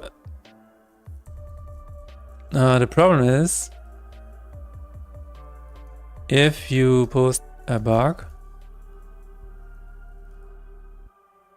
that's it. That's a huge ass placeholder, but I will take it. Placeholder. Does this exist when I stop the game? Yes. All right. We have a better placeholder now.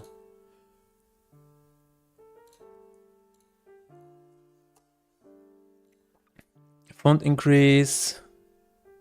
All errors on this car. Okay. I think that's it.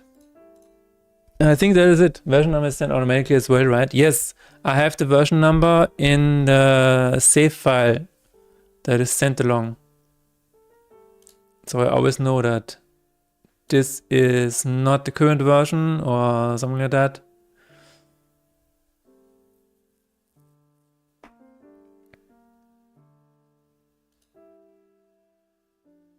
All right. So this is it for the stream today. I think we made a lot of progress in terms of introducing Jack to the project.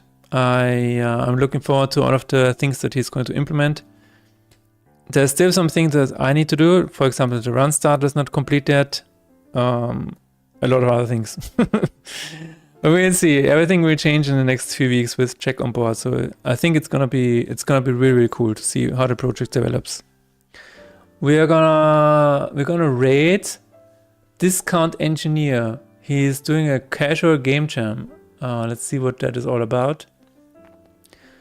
But again, thank you very much for hanging out with us today. It's always good to have you guys around. I wish you all a pleasant weekend. I hope you can recover a little bit on the weekend and, de-stress a little bit. And I'm gonna see you again on Monday. All right? Goodbye.